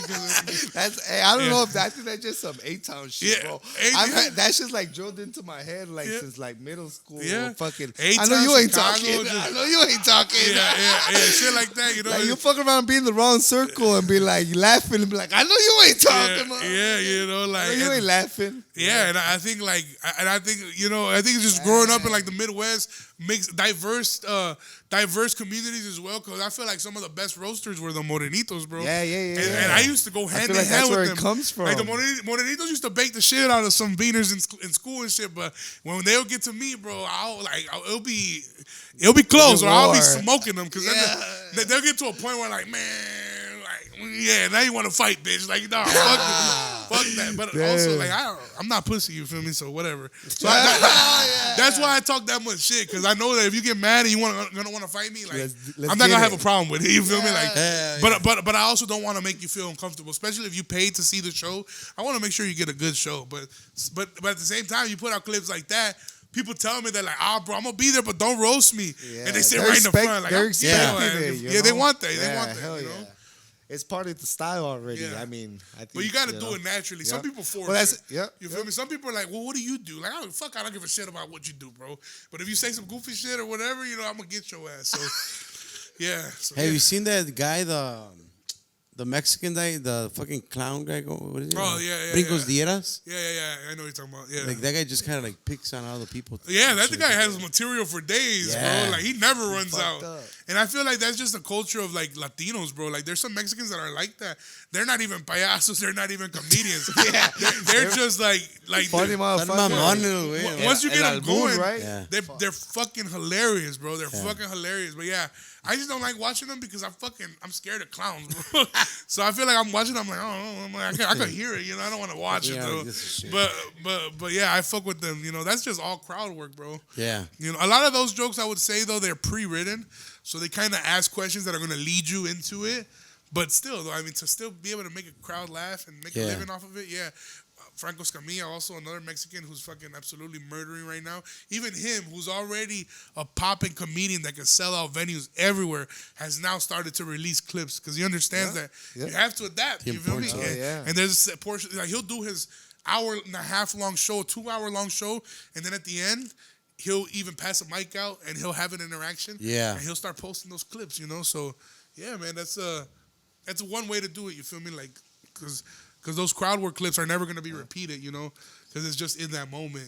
And if it's that funny, if you're a comedic talent that can make it that funny, it'll be dope. Because now you got free content that'll go, if it go viral, you don't have to worry about, I'm burning a joke. Right. or that can't go viral again. Yeah, it can because it's a one-time thing, but it's recorded and now it's out. You feel me? So That being said, what do you say about my boy JV over here, man? JV's right here, man. He was here when I came here last time. He was right here with me. Yep. He gave me a ride. You know, we were already. Hell yeah. He's my roommate. We live together, but he's also my video guy. We moved in together for that same reason. Like we knew that we wanted to have a powerhouse of content. You know, the initial goal when we moved in together was to turn like the living room in our apartment into like a podcast studio, something like this. But we were focused on the podcast because the podcast already had a following in Aurora that was.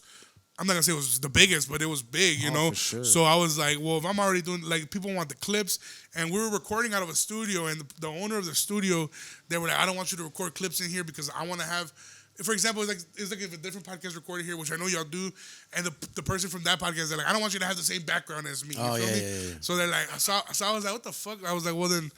I'm here because I can record here, and now you don't want me to do video here. I can record from my fucking room then if I'm not doing video. So we ended up leaving that studio. We moved in together, and we're doing clips for the podcast, which we're doing okay. You feel me and everything, but on the podcast, like now that I've been having to do shows in different cities, and the platform is growing, I watch what I say a little bit. Like I try not to drop the N-word too much anymore. Yeah, shit like that. You feel me? Because you don't never know who's gonna watch. I mean, what if there's like some fucking a black Asian that wants to fucking take me on a movie or something, and then he hears me saying, you know, and this and that. Like, oh, fuck, nah, never mind, this dude's lame, you know, or whatever, you know. So I got to brought it up. Now I have it in the back of my head. I mean, I said it like twice already, but I was like, I got to grow up in that aspect. Yeah. And then we were doing that, and then once we saw the stand-up, like, I love podcasting. I love my podcast, but it will always come second to my stand-up. So the stand-up. Always, you know, and some people get frustrated because some people like my podcast more than they like my comedy. Some people don't like stand-up. But they like hearing me talk every fucking week. Which, I mean, that's cool for you guys. But, like, for me, stand-up is my first love. So when I'm able to have a clip go viral of my stand-up, I don't give a shit about the podcast, you know? Yeah. So I've kind of, what we did was we focused everything, like all his time. I was like, don't worry about the podcast. We stopped doing video for it. And I was like, do the comedy videos, do the stand-up clips. Like, I want that to be what's getting pumped out first, you know? And that's what we were focusing on. Now that the comedy, we've kind of already got it on lock. We got like I guess you want to say like a production line going already. So we're putting out every week, and we both know that we have to put out every week. Now we can start to focus on other shit. You feel me? So now I want to bring video back into the podcast.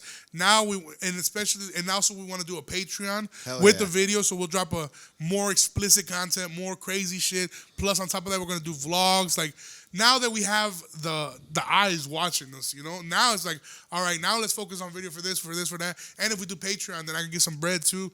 So he's not doing, you know, shit for free or whatever. So we're trying to make it an actual team because I don't want to do bad business either where you're just using somebody until they're burnt out and they're like, oh, well, fuck it, then let me get the next motherfucker. I want to build with my team, you know, and make sure that we stick together or whatever. So we both got to believe in it and work hard. So I feel like right now we're making the transition into, all right, now for my work would be, now I got to travel. Now I got to come up with material. Now I got to be able to make this shit happen. And his work would be, all right, now that it's coming, we're recording it. Now I got to be the editor. We got to start putting this shit out, that shit out. So both of our plates are getting bigger as far as what we need to get done. But, I mean, if this is what we wanted, you know, we can't complain. You know, this is what we wanted. And also our team is growing. You know, I mean, it's not growing because Chins has always been a part of the team, you know. Oh, hell yeah. But there was a time where, you know, he was dealing with his wedding last year. He got married. So he was kind of not out of the picture, but we were kind of doing stuff just me and JV. So now he's done with his wedding or whatever, and he wants to be, you know, more involved. So now JV alley-oops some videos. Chins edited a few of them at his place. You know, sends it back to him. Any changes that need to be made, I'll watch them, review them, and it's like, all right, let's put that out or whatever, you know. So it was but only the beginning of that type of shit. But shit, I got a lot of shit coming right now, and honestly, they're also the ones that kind of motivated me because I don't like I don't like doing video. I don't like doing vlog. Podcast video, I don't really like. Like, I'm a big fan of Bill Burr. Like, he just records this shit, and I feel the most comfortable when there's not a camera on me.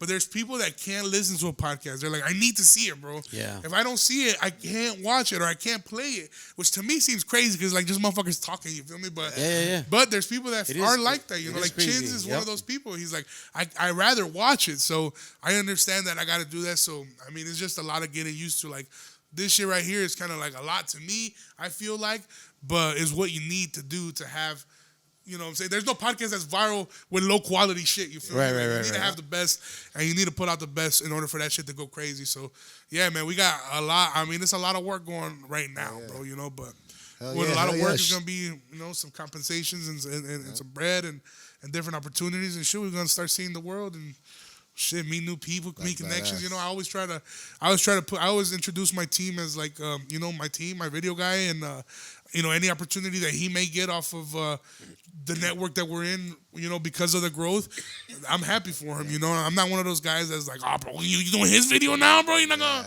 gonna focus on my shit, you know? Nah, of course not, because I know that It's work, brother. It's money, and it's if you could, you know, it's like me. Like, if I'm touring with two different comedians, you know, they're giving me the opportunity. If he can get another motherfucker to, you know, pay him to do his clips too, why not, bro? You know, so it's like, yeah, let's do that. You feel me? And I mean, obviously, eventually, we're gonna, once this shit gets so big that we can only focus on this, you know, we will do that. But again, you won't need the other money coming in because we'll be making, you know, bread. You know, we'll be able to take care of the shit we got to take care of just with this, you feel me? And even then, if you wanted to do, I mean, you know, everybody could do their own shit. But yeah, like, yeah, you know, we shout out. Yeah, shout out JV. Shout out Is what he was Shout trying out. to get follow to. him, Refs Productions on Instagram, There you El go. Compa JV on Instagram.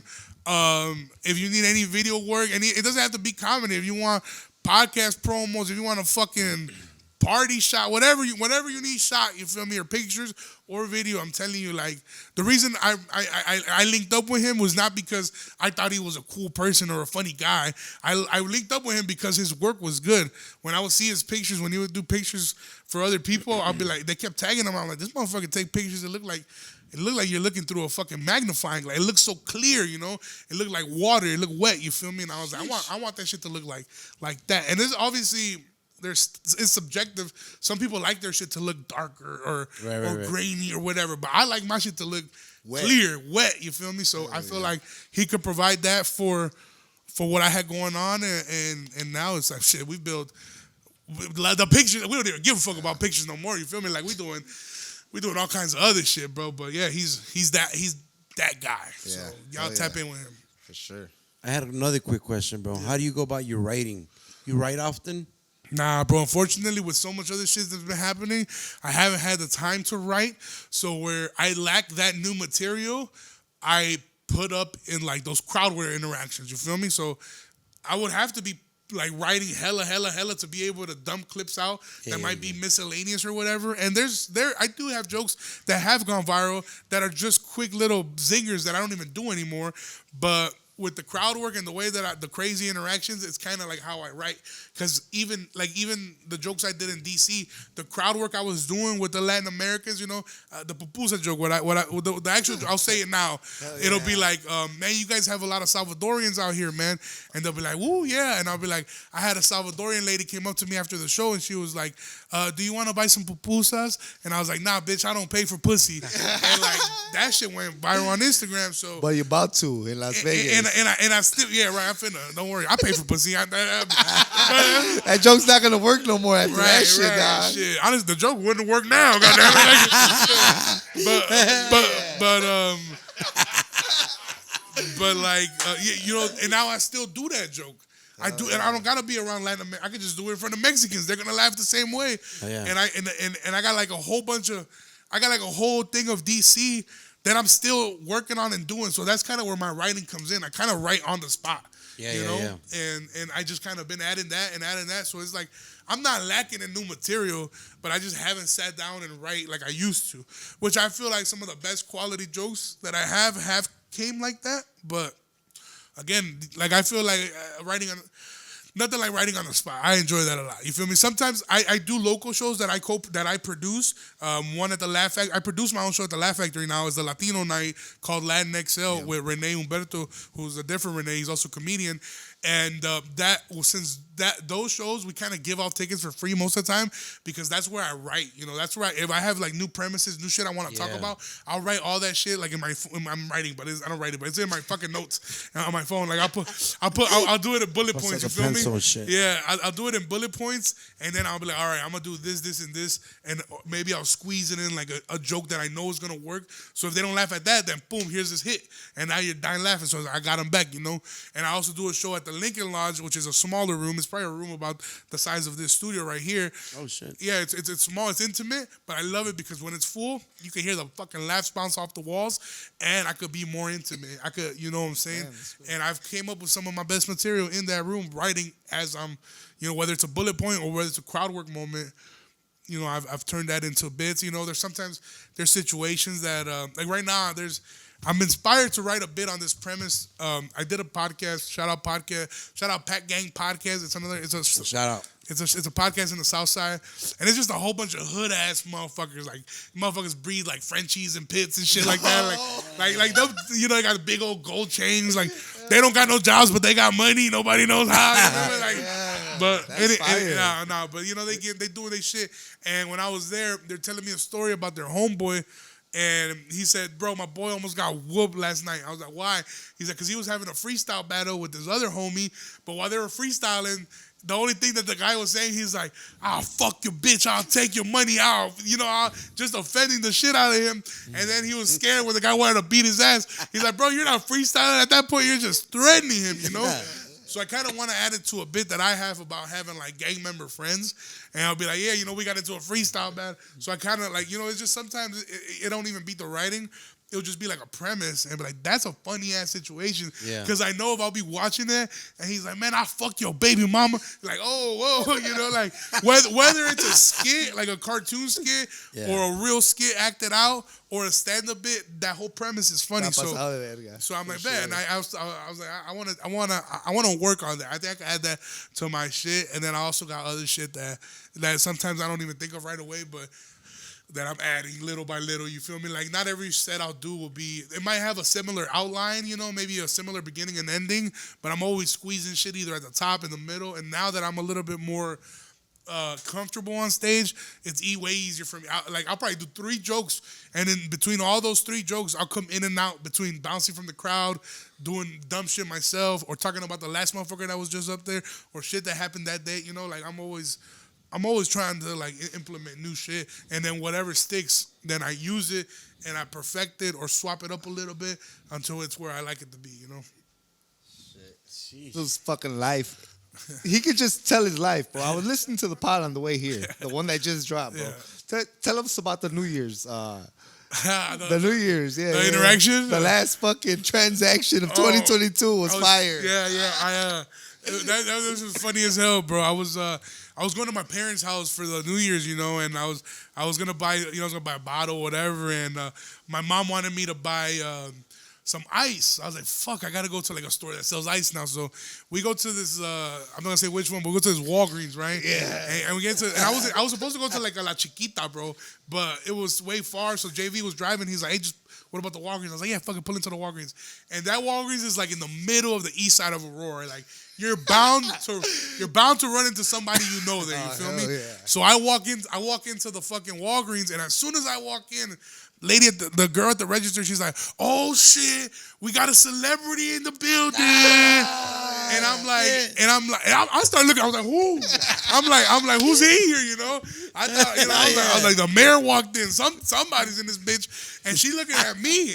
So and then like it's funny because she's charging some paisas. Motherfuckers don't even speak English. You feel me? Like straight up, and they're looking at her like, "What the fuck are you talking? Who the fuck is waking this?" So and then I go up there. You know, I fist bump her. I go around to where they keep the beer on the back, And there's like 3 or 4 paisas right there, about to go to the baile or to the party. They got like their tejanas on, everything, but they look fresh as fuck. And they were gonna buy like 4 packs of like 12 packs. So fucking paisas, they're standing next to the 12 packs like this, taking pictures, taking pictures for Facebook and shit, bro. And I'm like, I'm waiting for them to move. Finally, they get done with their little photo shoot. I'm like, all right, let me get this fucking beer. So I got like a 12-pack of Stella. I got a 12-pack of Coke. They didn't even fucking have ice, so I couldn't get it. And then I got a bottle of Casamigos. I put the bottle, and I took it to this girl, because she showed me love when I walk in. I want, you feel me? I'm chop it up or whatever, And then I put all that shit in the counter. There was like an extra 12-pack of Sprite on the counter. I was like, can I buy these too? She's like, yeah. I put that shit on there, bro. So I had like $100 worth of shit right there, right? She ends up ringing me up, and then she's like, oh, you got a points card? I was like, yeah, I still put in my fucking points and shit, dude. And then once I paid Apple Pay, so I didn't like swipe my card, and I never saw the total. And she's like, you want a receipt? I was like, yeah, let me get a receipt, because I feel like, I know I spent like at least 100, so I'm trying to see that shit. And she give me the receipt, and I look at it, ain't no fucking receipts, they give me long as shit, right? So I'm trying to find it. I look at it, and I see she charged me $9, bro, for everything, $9. Damn. I was like, bro, not even, she charged me for 1 12-pack. Damn, I had the receipt on me too, and I threw it out earlier. But she charged me for 1 12-pack of Coca-Cola, and like old me would have been like, I got this bitch. You feel me? Like, I fucking finesse, Yeah, dumbass. But I was like, nah, like, she knew who I was when I walked in, so I don't want her to be like, oh, wow, Ken didn't pay for his shit, whatever. So I was like, hey, I think there was a mistake, I don't think you rang up the rest of the shit. And she just looks at me, she's like, you're good. I was like, what? She's like, you're good. I was like, all right. I was like, I'm still motherfucking, I'm still A-Town motherfucker. So I grabbed everything, bro. I don't even, like that shit, I needed a cart for that. I didn't even need a cart after that. I picked everything up. I'm walking out, bro, with all my shit, bro. I put everything in the whip and we got out of there, bro.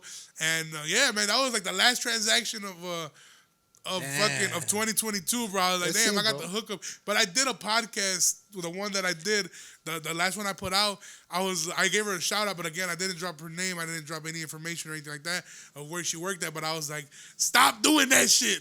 I was like, they're gonna fire your ass. I was like, I've got fired for stealing at my job before.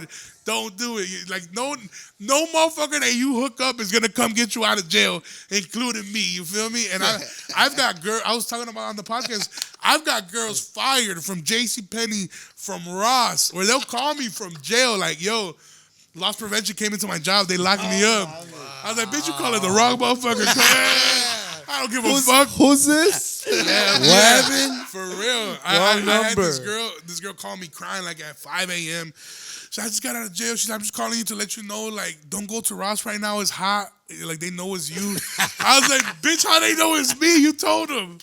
So I couldn't know it's you. I couldn't go to Ross on 59 for like 4 years, bro.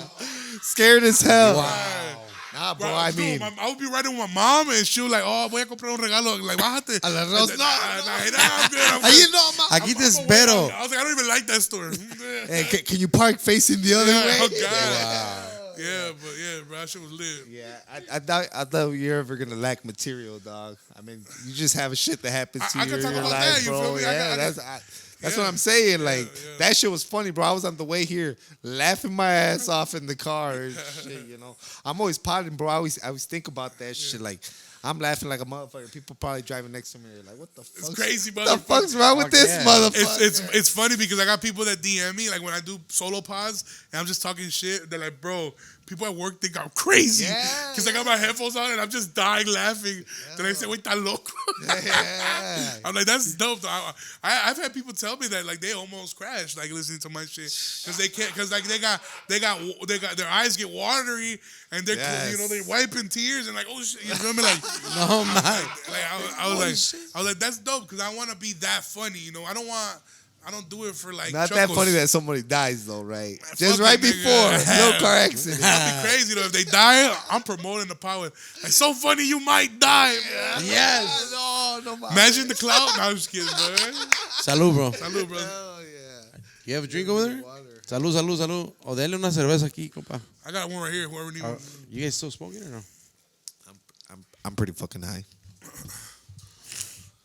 Well, congrats and all that. Appreciate y'all, man.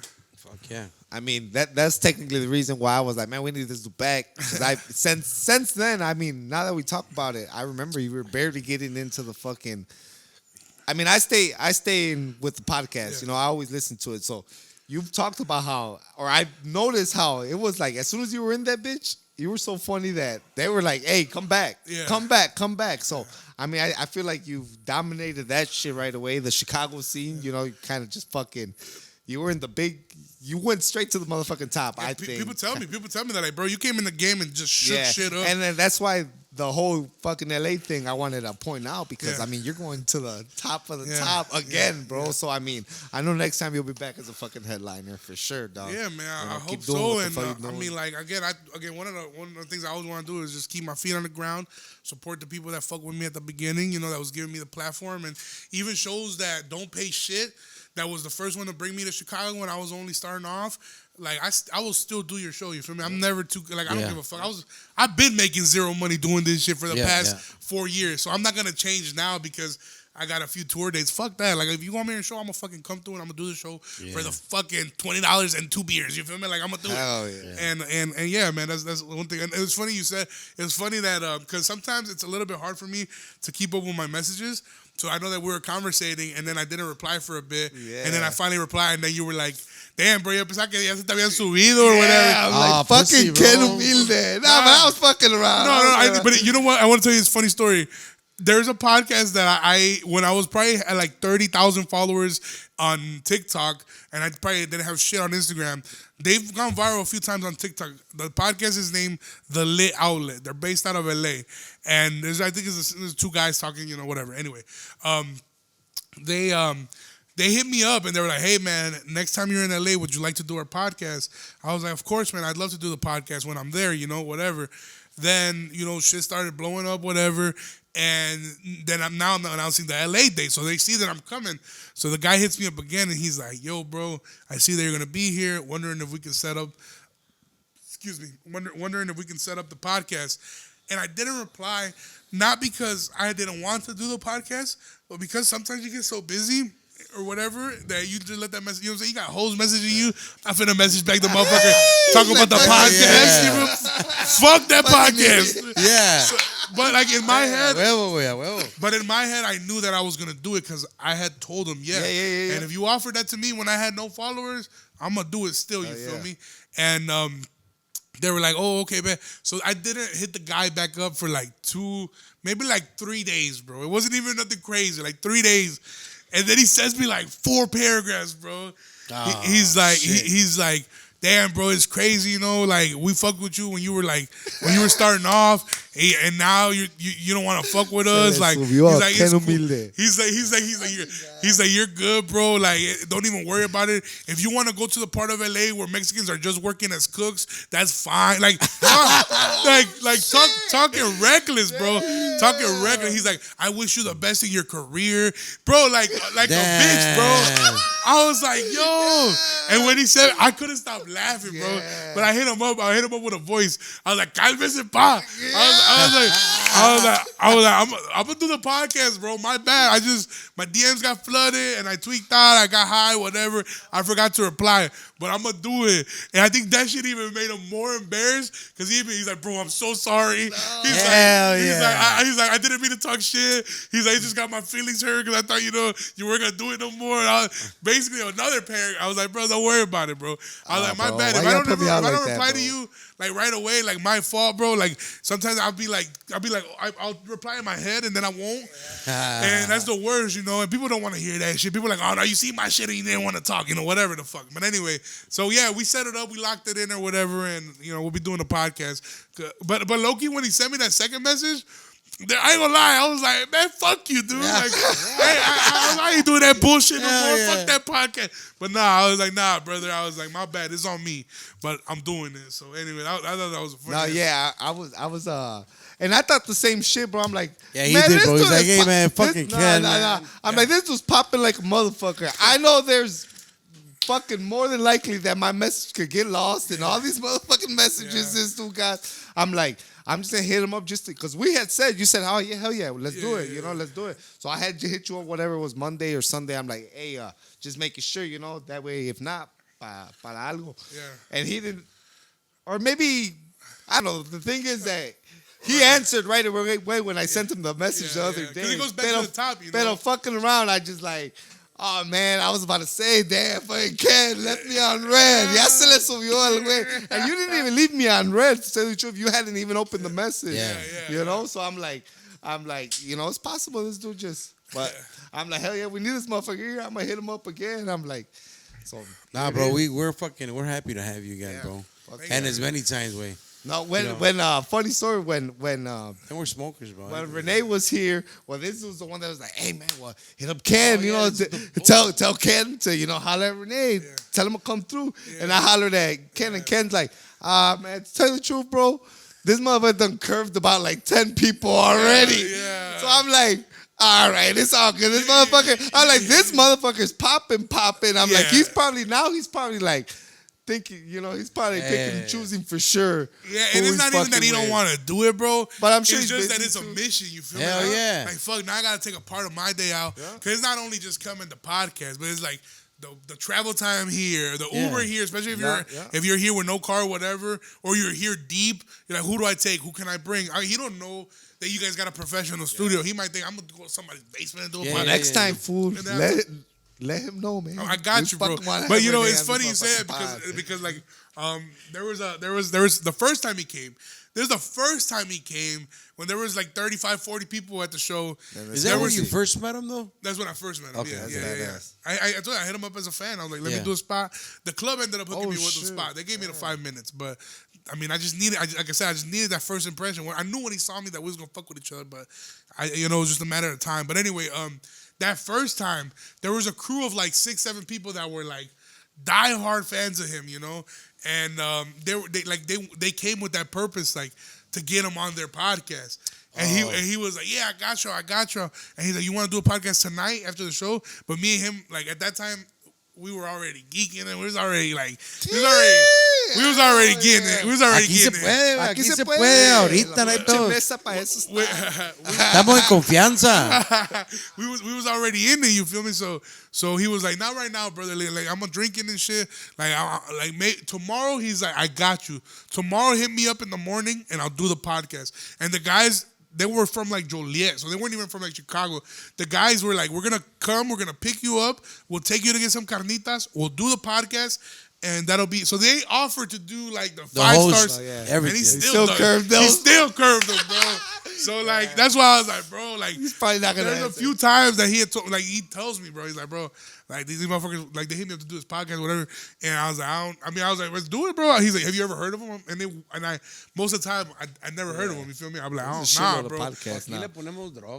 No, yeah. He even told me, he's like, man, well maybe if I tell him you don't fuck with Jesse Grandote and shit, maybe you'll have a shot. Well, that's one of the things that I told Renee after that same night, because we were drinking that same night we went out, and I told him, I was like, that guy Jesse, bro, that you brought up to do the leg, I don't know him personally, and he's not like my boy or anything, but I know that in Chicago, like his name holds a little bit of weight. Like his name holds weight, you feel me? Like his name and himself. Yeah. Like in show business, like he's somebody you want to know in Chicago, because like next time you come, or if I'm not here, whatever, like, if you want to tap in with somebody, I feel like he can make shit happen in a way. You feel me? I don't know how or what, but I told him that. Jesse so de la Grande. Yeah, he's like, bet. He's like, bet, bro.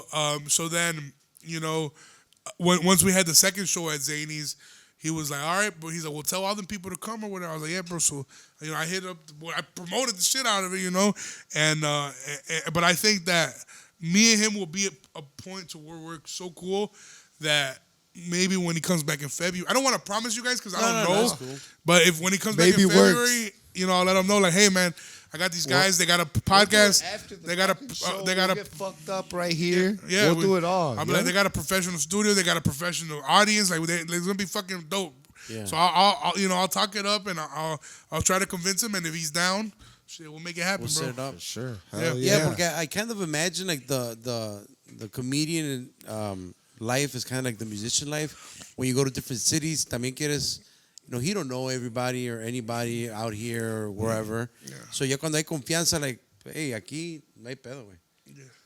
Yeah. Bart likes to do drugs. We do mushrooms. Oh yeah. Yeah, Mushrooms you are fuck with cool. mushrooms? Nah, bro. I feel Didn't like you tell me you were gonna do them that Nah, one day? when? You told me you were gonna go on a podcast and do them, or you tweeted it or some fucking shit. Oh, I put it on my story. I was You like, put it should on I do your story, shrooms right? tonight? But and everybody's like, yeah, do them. But no, I didn't do them because Pussy out. yeah, because I had some guests on my podcast. It was actually Oh, yeah. It was a white boy and Gabriel, and they came on my podcast and the guy told me before he came, he's like, should I bring shrooms? Like, are you gonna do them with us?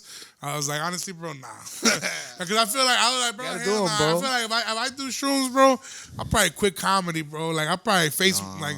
I feel like I don't know, bro. Like, Nah, you be I think fine. you'll get a bit out of it, dog. You're gonna love I it. don't know. You I get a don't. But bit I out of already it? don't like psychedelics, bro. Like I don't even smoke as much as I used to. You No, feel but me? Like, we don't go too hard, bro. We're not to the point where we fucking see Yeah. shit, you Yeah. know? We just laugh like a motherfucker. Yeah. Bro. We got a few episodes already on maybe on the maybe show. at one point in my life I'll do it, but not right now.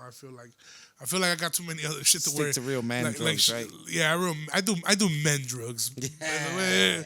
Cocaine. But maybe one day. in my Drogas y life- hombre, compa. we were at I told you that the podcast was that last week. They put every drug you could think of. They had it on the table, and it's funny because they were Yes. covering it up. They're like, "Oh, we don't want to get demonetized." Motherfucker, you got a brick, motherfucker. What are you talking about? But, Hell yeah. but anyway, they pulled out some shrooms too. They pulled out like a real shroom, like out of the bag, like a big fat Yeah, shroom. yeah. They offered it to him. You know, they were like, "What's up, whoever, do it, JV? whoever." Damn, man. You guys can't be turning it down. It was Thursday, like it was like in the week, bro, and we were already like off a sick one. Like I hadn't even slept from the night before. Yes. Yeah, I wasn't those even nights. gonna go, bro. I texted him. I was like, yet. I was like, bro, I had a show come up. I can't make it.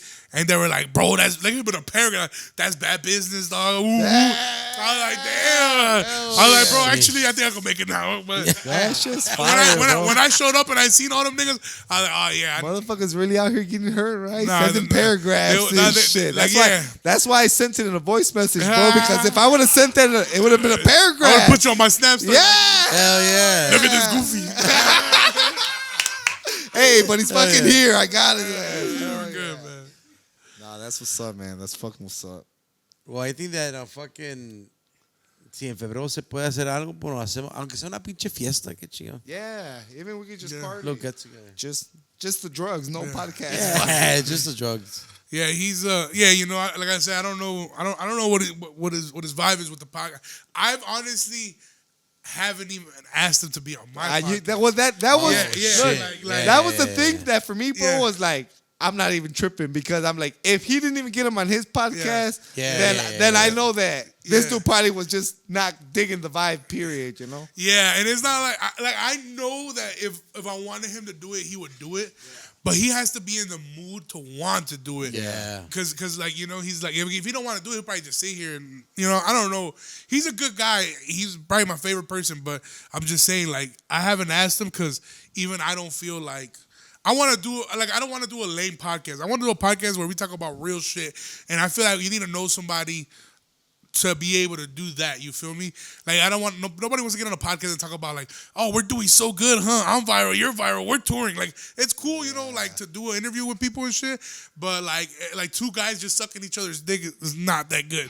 So I don't know about that shit. Yeah. I Gay don't know what y'all porn, like. bro. People watch it. Yeah, I mean, yeah. you know. It's a category. Yeah, it's a category. It's a fucking You guys sucking category. each other. Browser history right now. Everybody pull them out. Everybody pull them Yeah. out. That's why y'all got this fat ass mic in my mouth. God damn it. But nah, so like when I ask him, I feel like after we do our LA runner shows, My top.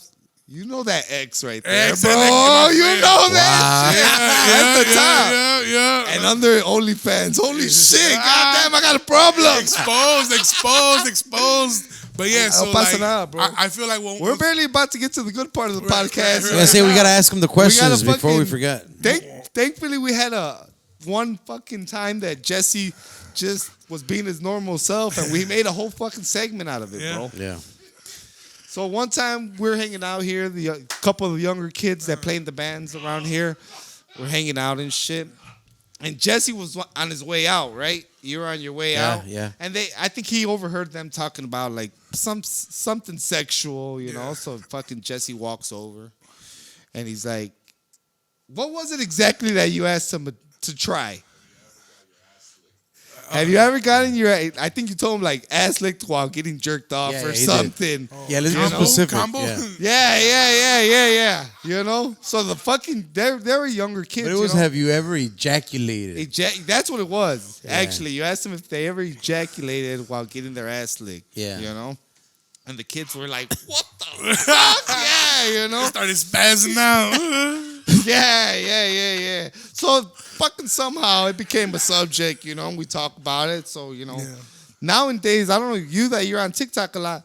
People are always talking about eating ass now, right? Yeah. Or getting their Or getting their ass eaten, you know, it's fucking, it's out there, you know. It's a Everybody's thing. like, Yeah. there's some videos where they're like, hey, yeah, right, what are we about to go do? And then the girl's like, oh, I'm about to go eat your ass. Yeah. Hell yeah. So, well, maybe it was always a thing, but now it's just out Now there. it's out there. Now it's probably Now it's people- viral. And guys are like, I get my ass eaten and shit. Yeah. So, I mean, that's just kind of the question, you know. What's the question? Are you out here, or have you ever gotten your ass ate? No, I would never let somebody do that. Not because I'm gay, but because, or not because I'm not gay. But anyway, edit this out. But no. Yes. I would never do It's that, cool, bro. not We because love I everybody don't the same feel here. like I would like it, but because I feel like I got a dirty asshole. Bro, It's all good. Do you see my neck, bro? It's my neck is black. How you think my ass look, bro? My ass can say the N-word, bro. So I feel like I wouldn't want a girl to go down there. I would have too much respect. Maybe when I go to Vegas and I pay for the pupusa, Perfect fucking idea. maybe when I You go never to gotta Vegas, see her again either. Fuck Right, you know? maybe- but then you would be down though. I'll be down. Hell yeah, I'll be down. I already I want to see lose Ken weight. with his legs. I want to up lose and weight just to shit. get my ass ate. You There feel you me? go. Like, Lose but- weight to get your ass ate. Like Damn, that. that's a Damn. fucking Put it on the slogan, shirt. bro. Yeah. That's But- a fucking yeah. slogan. But I've never had it done before. But I've heard that if you get your ass ate while you're busting a nut, it feel crazy. fire? I've heard, but I've never tried it before. But have I ate ass? Yes, I'm a munch, Right dummy now, munch. girls. I'm There you There you go. go. He's Yeah, all that. Cheers to that. That's how the beer be growing like that. Fool, you feel me? There you go. That shit, like I be eating the shit out the ass, literally, like, yeah, like, bro, like I want, like, you feel me? Like you ever ate ass so much that like it feel like you ate a whole bunch of semillitas and shit. you know how the salt be starting to numb your tongue and your lips. That's how much ass I be eating. My brother. nigga out here pink eye and putting shit. his tongue to sleep on some ass and shit. I be coming up drooling and shit. Yes. I've always compared it like I always say, hey, put a couple of like maybe like 4 or 5 pennies in your mouth. Yeah. I mean, it's like that copper. You feel me? Like if you're from Aurora, it's like that Parkside water. You feel me? Like Yes, the water from the fucking river, from the Yeah, Fox yeah, River, no. the stinky river. Yeah. Mokerville Oh, water. the water from Parkside. Oh, Yeah. Mokerville water for sure. Bro. yes. Wow. Shout out everybody who lives in Mokerville. Shout out to y'all, man. Keep following your dreams, man. I'm fucking with you, man. I love y'all. VR question, compa. Well, he kind of talked about it earlier, which is kind of cool. It was How- cool. How you were saying that, you know. And he's a porn guy. When you looked up videos, you're like, oh, fucking, like, you fucking detailed it out, you know, like when you were looking for a video and shit. So, word on the street is that this VR shit is Decent. Decent, but it's fucking the real deal now, you know. So like, you should be able to fucking put on this VR and type in like, hey, I wanna, Who you want to fuck, right? this is who I want to bang My here deal. at this time and blah blah blah. So you know, the question is, when you get your fucking VR, because it comes with a digibox. Yeah, Comes with a connect the digibox. digibox. Oh, The yeah? digibox, Yeah. you know. So it's the real deal. You type in, who's your first pick, dog? If you can fuck anybody. Anyone. Yeah, brother. Yeah. We have a list. Oh, right. Jesse, Lizzo. Yeah. Lizzo? Yeah. He fucks with it. I'm taking down Lizzo for sure, dog. For sure taking down Lizzo. Not the first one, though. The first one's got to be your number one. Who the fuck is like, I've been waiting for this all my life. Bro, I ain't gonna lie to you, bro. Here we go. You know when you go to the XNXX, you know, like it's like an algorithm, and like it keep putting it know you, like, oh, these are the ones you like, brother. These are your favorite, and it always be the same bitch.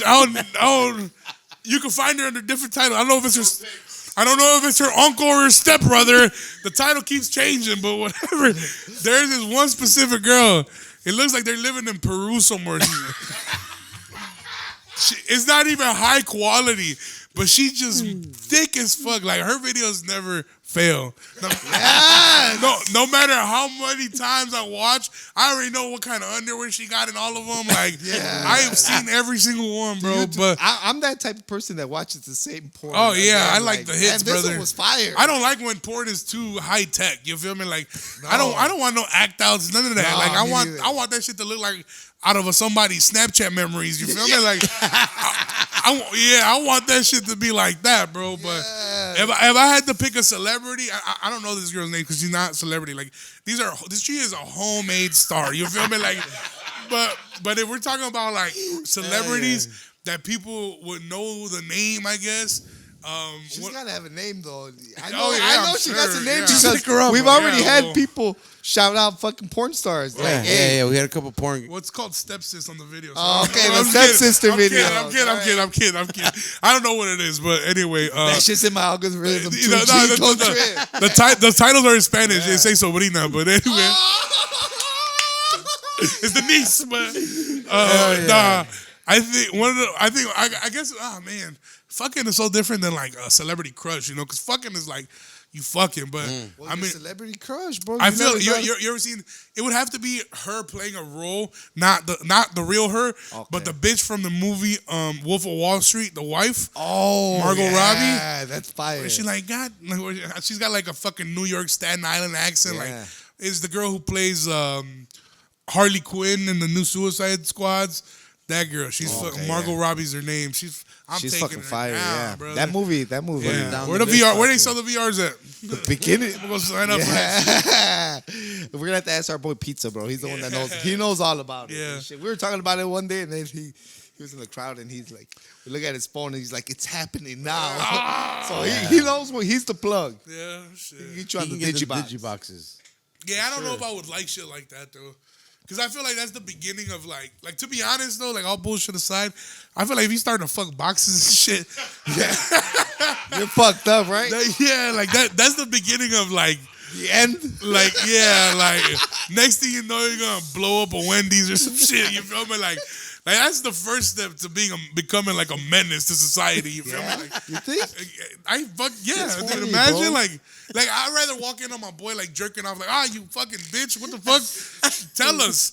But what if you walk in and your boy just fucking a box like, whoa, what the fuck? With VR on. Dude, fucking the GameCube. What's going on, bro? Yes. Hey, you know what, bro? That's exactly how I visualize the digibox in my head as GameCube, bro. Like a little square. Putting in the remote. I don't know, bro. That's funny. Yeah, brother. What's the next question, G? I think we're gonna go with it was not more of a it's a question, I guess, right? So one of the guys that came on here, like one of the guys that was here earlier in the Bears hat, fucking Juanito. So being the whole ass eating fucking conversation, he's like This podcast really took a turn for the left. he's like he wanted to know how you clean it. He's like, according to him, he gets all up in there, and he made this Like hand Cardi B? motion, Cardi know. B? So Hell and no. then Cardi B said that's how you get up in there and Cardi clean B, it. clean yeah. it? Yeah. Yeah, bro. You gotta rim it. Maybe if you They clean rim it it. like that, bro, you'll be more comfortable. Fucking, Bro, I barely reach back there. You think I'm gonna be fucking? Think I'm gonna be figuring myself back there? Fuck no. Hey, well, we didn't agree with him either, bro. Brother, we said that was the wrong way, G. I only wipe my ass till my sides start hurting and shit. Once because it be time like sometimes I be trying to wipe my ass, I be locking up and shit. I be like, fuck. I can't even go back in my JV docket. I got a toilet paper full of fucking shit in my hand, and I can't even get back into place, bro. So no, I ain't figuring my ass JV, out, bro. JV gotta come in and help and shit. That's fucked up. Somebody help me Not get up only off does JV do all the videos, he also fucking helps us to wipe his ass and shit. He do it all, man. He do it all. Book him. That is a true roommate right there. Yeah. My roommate sucked, bro. I had a roommate for a year. That nigga sucked, bro. You had to clean your own ass. Yeah, I had to clean my own ass. Wouldn't figure you. No, he would not. And then just like the final question was Adolfo's fucking question. He's like, are you cleaning the motherfucking shaft before getting Yeah, head? bro. Yeah. You are? Yeah, Every that I time? am because I'm a fat guy. Yeah. I'm a fat guy, so I sweat times that normal people don't sweat. Hell yeah. Like I'm right. yeah, I'm sweating now. You feel me? Yeah, Like I work in the office. After a long day at work, my balls smell. You feel me? I don't even work in the hard labor, so if you're gonna do me you know what I'm saying? Like if you're gonna let me fuck and we gonna do it, I might at least. I know I don't look like a 5 or a 10, so I'm the least I can do is smell up. clean. You feel me? Be clean. But yeah, I fuck with that. yeah, but yeah. Damn, he's like, damn, this podcast turns it because it is No, but I'm being 100 though. questions. For real. But Oh, yeah. this motherfucker's on it, bro. Hell He was yeah, I'm ready. not gonna lie to y'all, man. Hell I'm yeah. first thing I'm gonna do is if a bitch tell me like, yo, I'm gonna pull up, I go inside my room, I throw out all the food that I have from like previous days, and the next thing I do is I get in the motherfucking shower and get in the motherfucking. Then I start fingering myself. Nah. So you do finger yourself up. Nah, hell no. He hand gestured. That's all it. it took, you know, to hell get Nah, further. but I be deep cleaning. You feel me? Hell yeah. That smell good, don't it? There might be a couple other ones I can't remember right now, but everybody's been kind of adding questions and shit. yeah. But it all started with fucking Jesse. Yeah. You know, liking, you know, getting his Getting his ass. ass ate. Yeah. All right. What about y'all? You your girl wants a threesome. She's gonna let you fuck with whatever girl you want to fuck, but then in return you gotta let her fuck with another nigga, whoever she wants. I don't think I'm going. Nah. I don't think I'm Yeah, that going. shit, you Yeah. probably want to fight that dude, right? Yeah. Stop fucking her so good, dude. Yeah. Probably.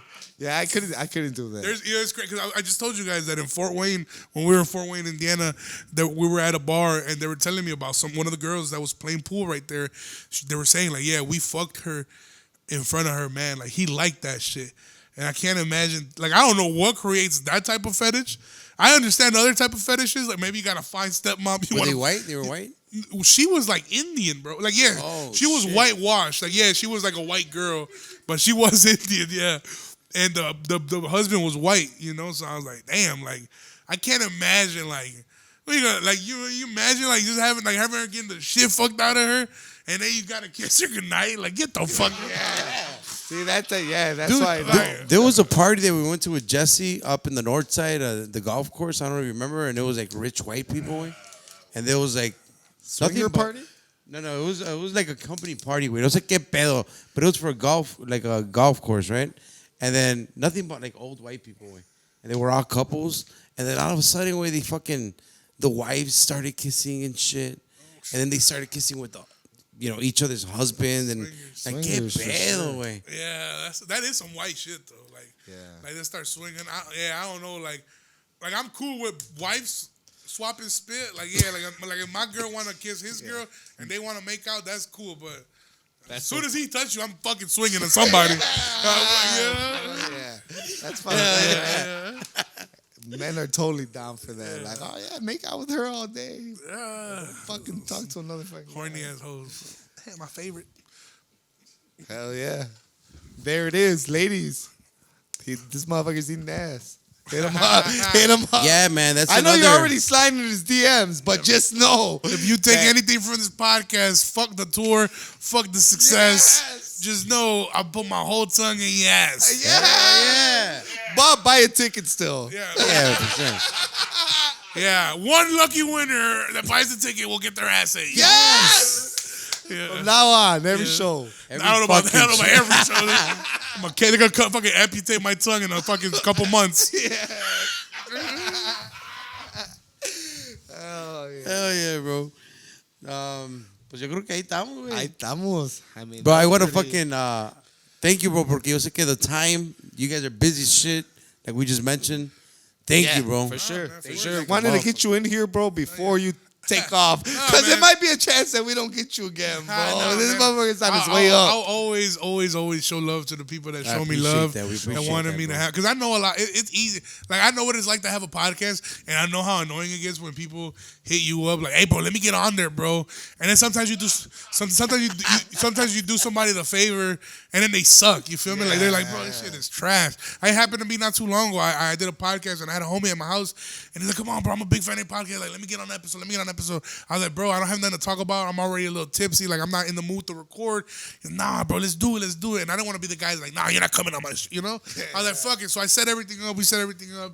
And, of course, the shit was ass. Never put it out, you know? But I was like, bro, like, it's not. Never put it Not out. anybody could just come on a podcast. It just don't work like that, bro. Like, and it's not even nothing personal. Yeah. It's just that the product got to be good. You feel me? Like, you start putting out shit product, then people are going to stop listening. Yeah. So, yeah. So you guys, you know, trusted me on coming on here when, you know, shit was barely starting off for me, you know, or whatever. And I mean, I don't look at it like doing a favor. I'd look at it like you guys are still giving me a platform to come on here and talk my shit. And I think it'll continue as long as we have the time. If I ever don't come on here in the future, no matter how much I'ma I make talk it, shit, bro. it'll I'ma talk shit. be Anyway, because we're gonna it'll send you only- 4 paragraphs. Man. Hell yeah. it'll only be because of a time issue, but I'll be like, bro, we'll fit it in, bro. You know, like this week was a fucking short week, and even then, you know, we've been all over the place. But I was like, you know what, fucking Wednesday the day I got off. Wednesday the day we'll fucking do it, bro. You know, For sure. Appreciate that, Yeah, bro. man. Big That's a time. beautiful thing, bro. Thank you very much por venir. To everybody, Drop go ahead. all your stuff. Hell yeah, well, all your fucking- upcoming shows, bro. Yeah, social media? Social media. Just follow me on Instagram or TikTok, Ken Flores 300. Follow my podcast. If you like, you know, if you like what you listen to today, this is basically what I do on my podcast. Just talk shit. It'll be on Talking My Shit podcast Instagram. You can listen to it on Spotify or Apple. It's called Talking My Shit with Too Skinny. It's my old nickname. But anyway, I forgot to yeah, remember man, that. you guys can check it out right there. And I'd love to have you guys on as well. Hopefully we can work something out if you guys want to come out there. Or maybe next time I come out here, I'll bring my equipment and we'll knock out a podcast, you know. Regardless, but I'll hit you You guys up. smoking when you're recording? I don't like not. I used to smoke, but I feel like I find myself like, especially when You've you're been coughing like a motherfucker. All crazy. when you're recording by yourself, it's hard. It's hard to be high because Yeah. then you're like if you're doing it with a Might group get of, stuck and shit. yeah. Get You're in- doing it get with a in your group head of and- guys. You might get stuck, and somebody else will do the talking. But you're doing it by fuck yourself. Now you're just stuck, and the mic is still Then there's recording. no like, podcast. Yeah, like what the fuck is going on? So I don't, but I do like to drink. I do like I love to record tipsy, not drunk because that's now you're recording caca. But if you're tipsy, you're right in that groove. But I feel like I don't need to, you know, like I'm not drunk right now or high, but I can still be me. You feel me? So like, I feel like I'll knock it out. I feel the more sober I am, the better the quality. But my favorite way to record is a little tipsy. I will. Mine too, bro. Yeah. Yes. A little Copa, high. your thoughts, G? I appreciate it, bro. Fucking, I know that you're fucking on your way up, man. Yeah, and we'll have you anytime you have the chance, G. Fuck yeah. Anytime you have the chance, we'll have you on here. Fucking, obviously you saw fucking Jesse's like he's there. I'm gonna go. Yeah. Like, even if, and I was down with having Jesse on the pod, but he just wanted to come watch it. You know? Man. He just When I wanted saw to him, come I was be like, around. I didn't know he was gonna be on it as well. But Yeah, no, I no. mean, all the support you guys have given me. I mean, again, like I know that we don't know each other too well. We didn't grow up together, but I mean, I feel like we all got our own thing going for us and what we're doing. And I feel like if we stick together, you know, and help each other out, I mean, shit, we can have our own little, Hollywood in a way here in Chicago. Oh, yeah. You know, like I like that. You don't have to move anywhere or whatever the fuck to Yeah. make shit happen. Because a lot of the big platforms, they leave, But I feel like right now, there's nobody in Chicago that's Latino, that's tapped in with the culture, that doesn't know what El Guac Pod is or what Casa Humilde is, just because I know you guys have been working with them, I mean, what you guys got going on. I mean, you, Carlos, I mean, the aguacate, everything. All that stuff, like, there's nobody that doesn't know that what it is. So I feel like if we stay consistent, we can grow it to a point where next time it doesn't have to be. I mean, I know you guys already have big names on the podcast, but you know you can have even bigger names on the podcast. Of course. You feel me? Like I didn't talk about this too much, but I'm only gonna say this because We can talk about it, bro. I know you guys listen to like Latino music. The whole Jimmy Humilde thing was a little weird to me at first because I flew out before I even started popping like that. I flew out to Sacramento to record podcasts with Grupo Triple L and Grupo TMB, who were signed to Herencia de Patrones and the whole Jimmy Humilde. They had a whole contract, and they're people who I'm fans of. Like I listen to their music on a daily basis. And their manager fuck with me, and he's like, they want to go on a podcast to promote an album. And he's like, we'll go on yours. And he's like, I listen to your shit. And I was like, bro, my shit don't even got like, I mean, it's got listeners compared to on the local level, but for a fucking group that I listen to want to be on it, fuck it, why not, you know? So I flew out there and I did that with them, but they were on bad terms with Jimmy and they had problems. Anyway, you know, music and business gets funny or whatever. So, you know, I didn't know how to take it at first because I was like, wow, I feel like if I meet with Jimmy, it might be a little bit of a like tension, or they're gonna be like, we fuck with you, and then you went to fuck with them niggas that did us whatever. You know, I don't know what happened, but anyway, like just like to build those relationships, like it seemed unrealistic at first, but it's like now it could be. I mean, like it could happen. You feel me? Like same thing with this podcast. I mean, I'm sure you guys, if you guys are tapped into podcasts, you guys have heard of Augusto Papa, right? Yeah. Which I mean, those were kids recording in their room, putting out content, clips. Now they got Fuerza Regia on there. They got Herencia. They got all the big names promoting their music on their podcast. People who used to just commentate on what was going on in the culture. So I mean, you never know what the fuck the outcome might be as long as you stay consistent and tapped in. And I mean, yeah, why not? You feel me? Fuck yeah. Super down with all that shit, bro. For sure. I just had a big conversation on how the importance of all that, like now anything can just kick off from one day to another. Mm-hmm. It's just another fountain of, TikTok and Instagram are just blowing up. We seen it with that Grupo Frontera right now, you know that. Yeah, they fucking went crazy as fuck. Bro, out of nowhere, bro. Yeah. And it just happened, I don't think I can open up TikTok without their fucking song playing in the fucking, at least one or two videos, goddammit. But, hey, man, that's what you want, you know? Like, you want that shit to blow up to that magnitude where you can become a celebrity overnight. Now, the good thing where talent comes in and the hard work and consistency is, can you maintain and can you stay there? Because there's motherfuckers that we see come and go, comedians that I see come and go because they burn up real quick. You know, they think that, I got it all, and then boom, like now you fucking you fucked it up too quick. You know what I'm saying? So I always tell myself I don't want to be that. I want to maintain and I want to make sure that I'm consistent and I keep building this fucking following and I don't want to let them down, you know? Yeah. You see people vanish because they take forever to drop albums or forever to drop comedy stuff, so people forget, you know, especially this day and age, people move on fast. Yeah. People don't give a shit. People are not going to wait You're a swipe away from being passed up. Yeah, exactly. So, yeah, man, it's just a matter of staying consistent and staying down to earth. We could definitely once you can build that little algorithm launcher, whatever you want to call it, it'll be easy for y'all, and especially like you guys, because I know comedians that have only been doing comedy for a year and they start going viral, and now they're scrambling to put out clips because they're like, fuck, they're not that funny yet. Not saying that they won't be, but they're not that funny yet. So now they don't have clips of them fucking with the crowd because maybe they don't feel comfortable fucking with the crowd yet. You feel me? Like I feel like if I would have started going viral when I was first starting off in comedy, I would have burnt out quick because I wasn't prepared for that type of work yet, you know? Well, you guys have been staying consistent for a couple years now or whatever. So when the shit comes, you know, when you start going viral, when people start listening, it'll be easy for you guys to have a group in here or have a person and to have a good conversation because you're so used to the flow of podcasting. You know what I'm saying? Yeah, that makes a lot of sense. So, yeah, I like that. So I feel like right now there's comedians that are 10 years in. Like I said, I'm not the funniest motherfucker in Chicago, but they're just also starting to go viral, and it's going to be cool because they've been doing it for so long. They have material forever, you know? And they keep pumping shit out because, like, bro, I've been doing this forever for nothing. And now that we're in the fucking blowing up, we can blow it up forever. And then when you start touring, you'll be a really good comic because you are a good comic. You just never had the following. Yep. So I'm trying to do both the best that I can to remain a good comedian and also start building that following. You know, it's kind of both coming up together. So yeah. What's a beautiful thing, bro? The way you're fucking making it all work, bro. Yeah. Congrats to you, to your team, way. To my team for sure. Shout out to team. JV And we Chins. plan on having you guys back, or going over there and doing it with you or something, Yeah, whatever. I mean, whatever. We'll fucking make it work. You feel Yeah. me? We'll fucking make it work. Hell yeah. Viejones, thank you very much. My compa Mexican Jay-Z, thank you, Shout bro, out, for shout everything. out. My compa Just, thank you, bro. Thank you for being here today. La gente, keep following us. Keep Like, following him. subscribe. Subscribe. Ya se la saben, la pura positiva, viejones. Read a book. Bow,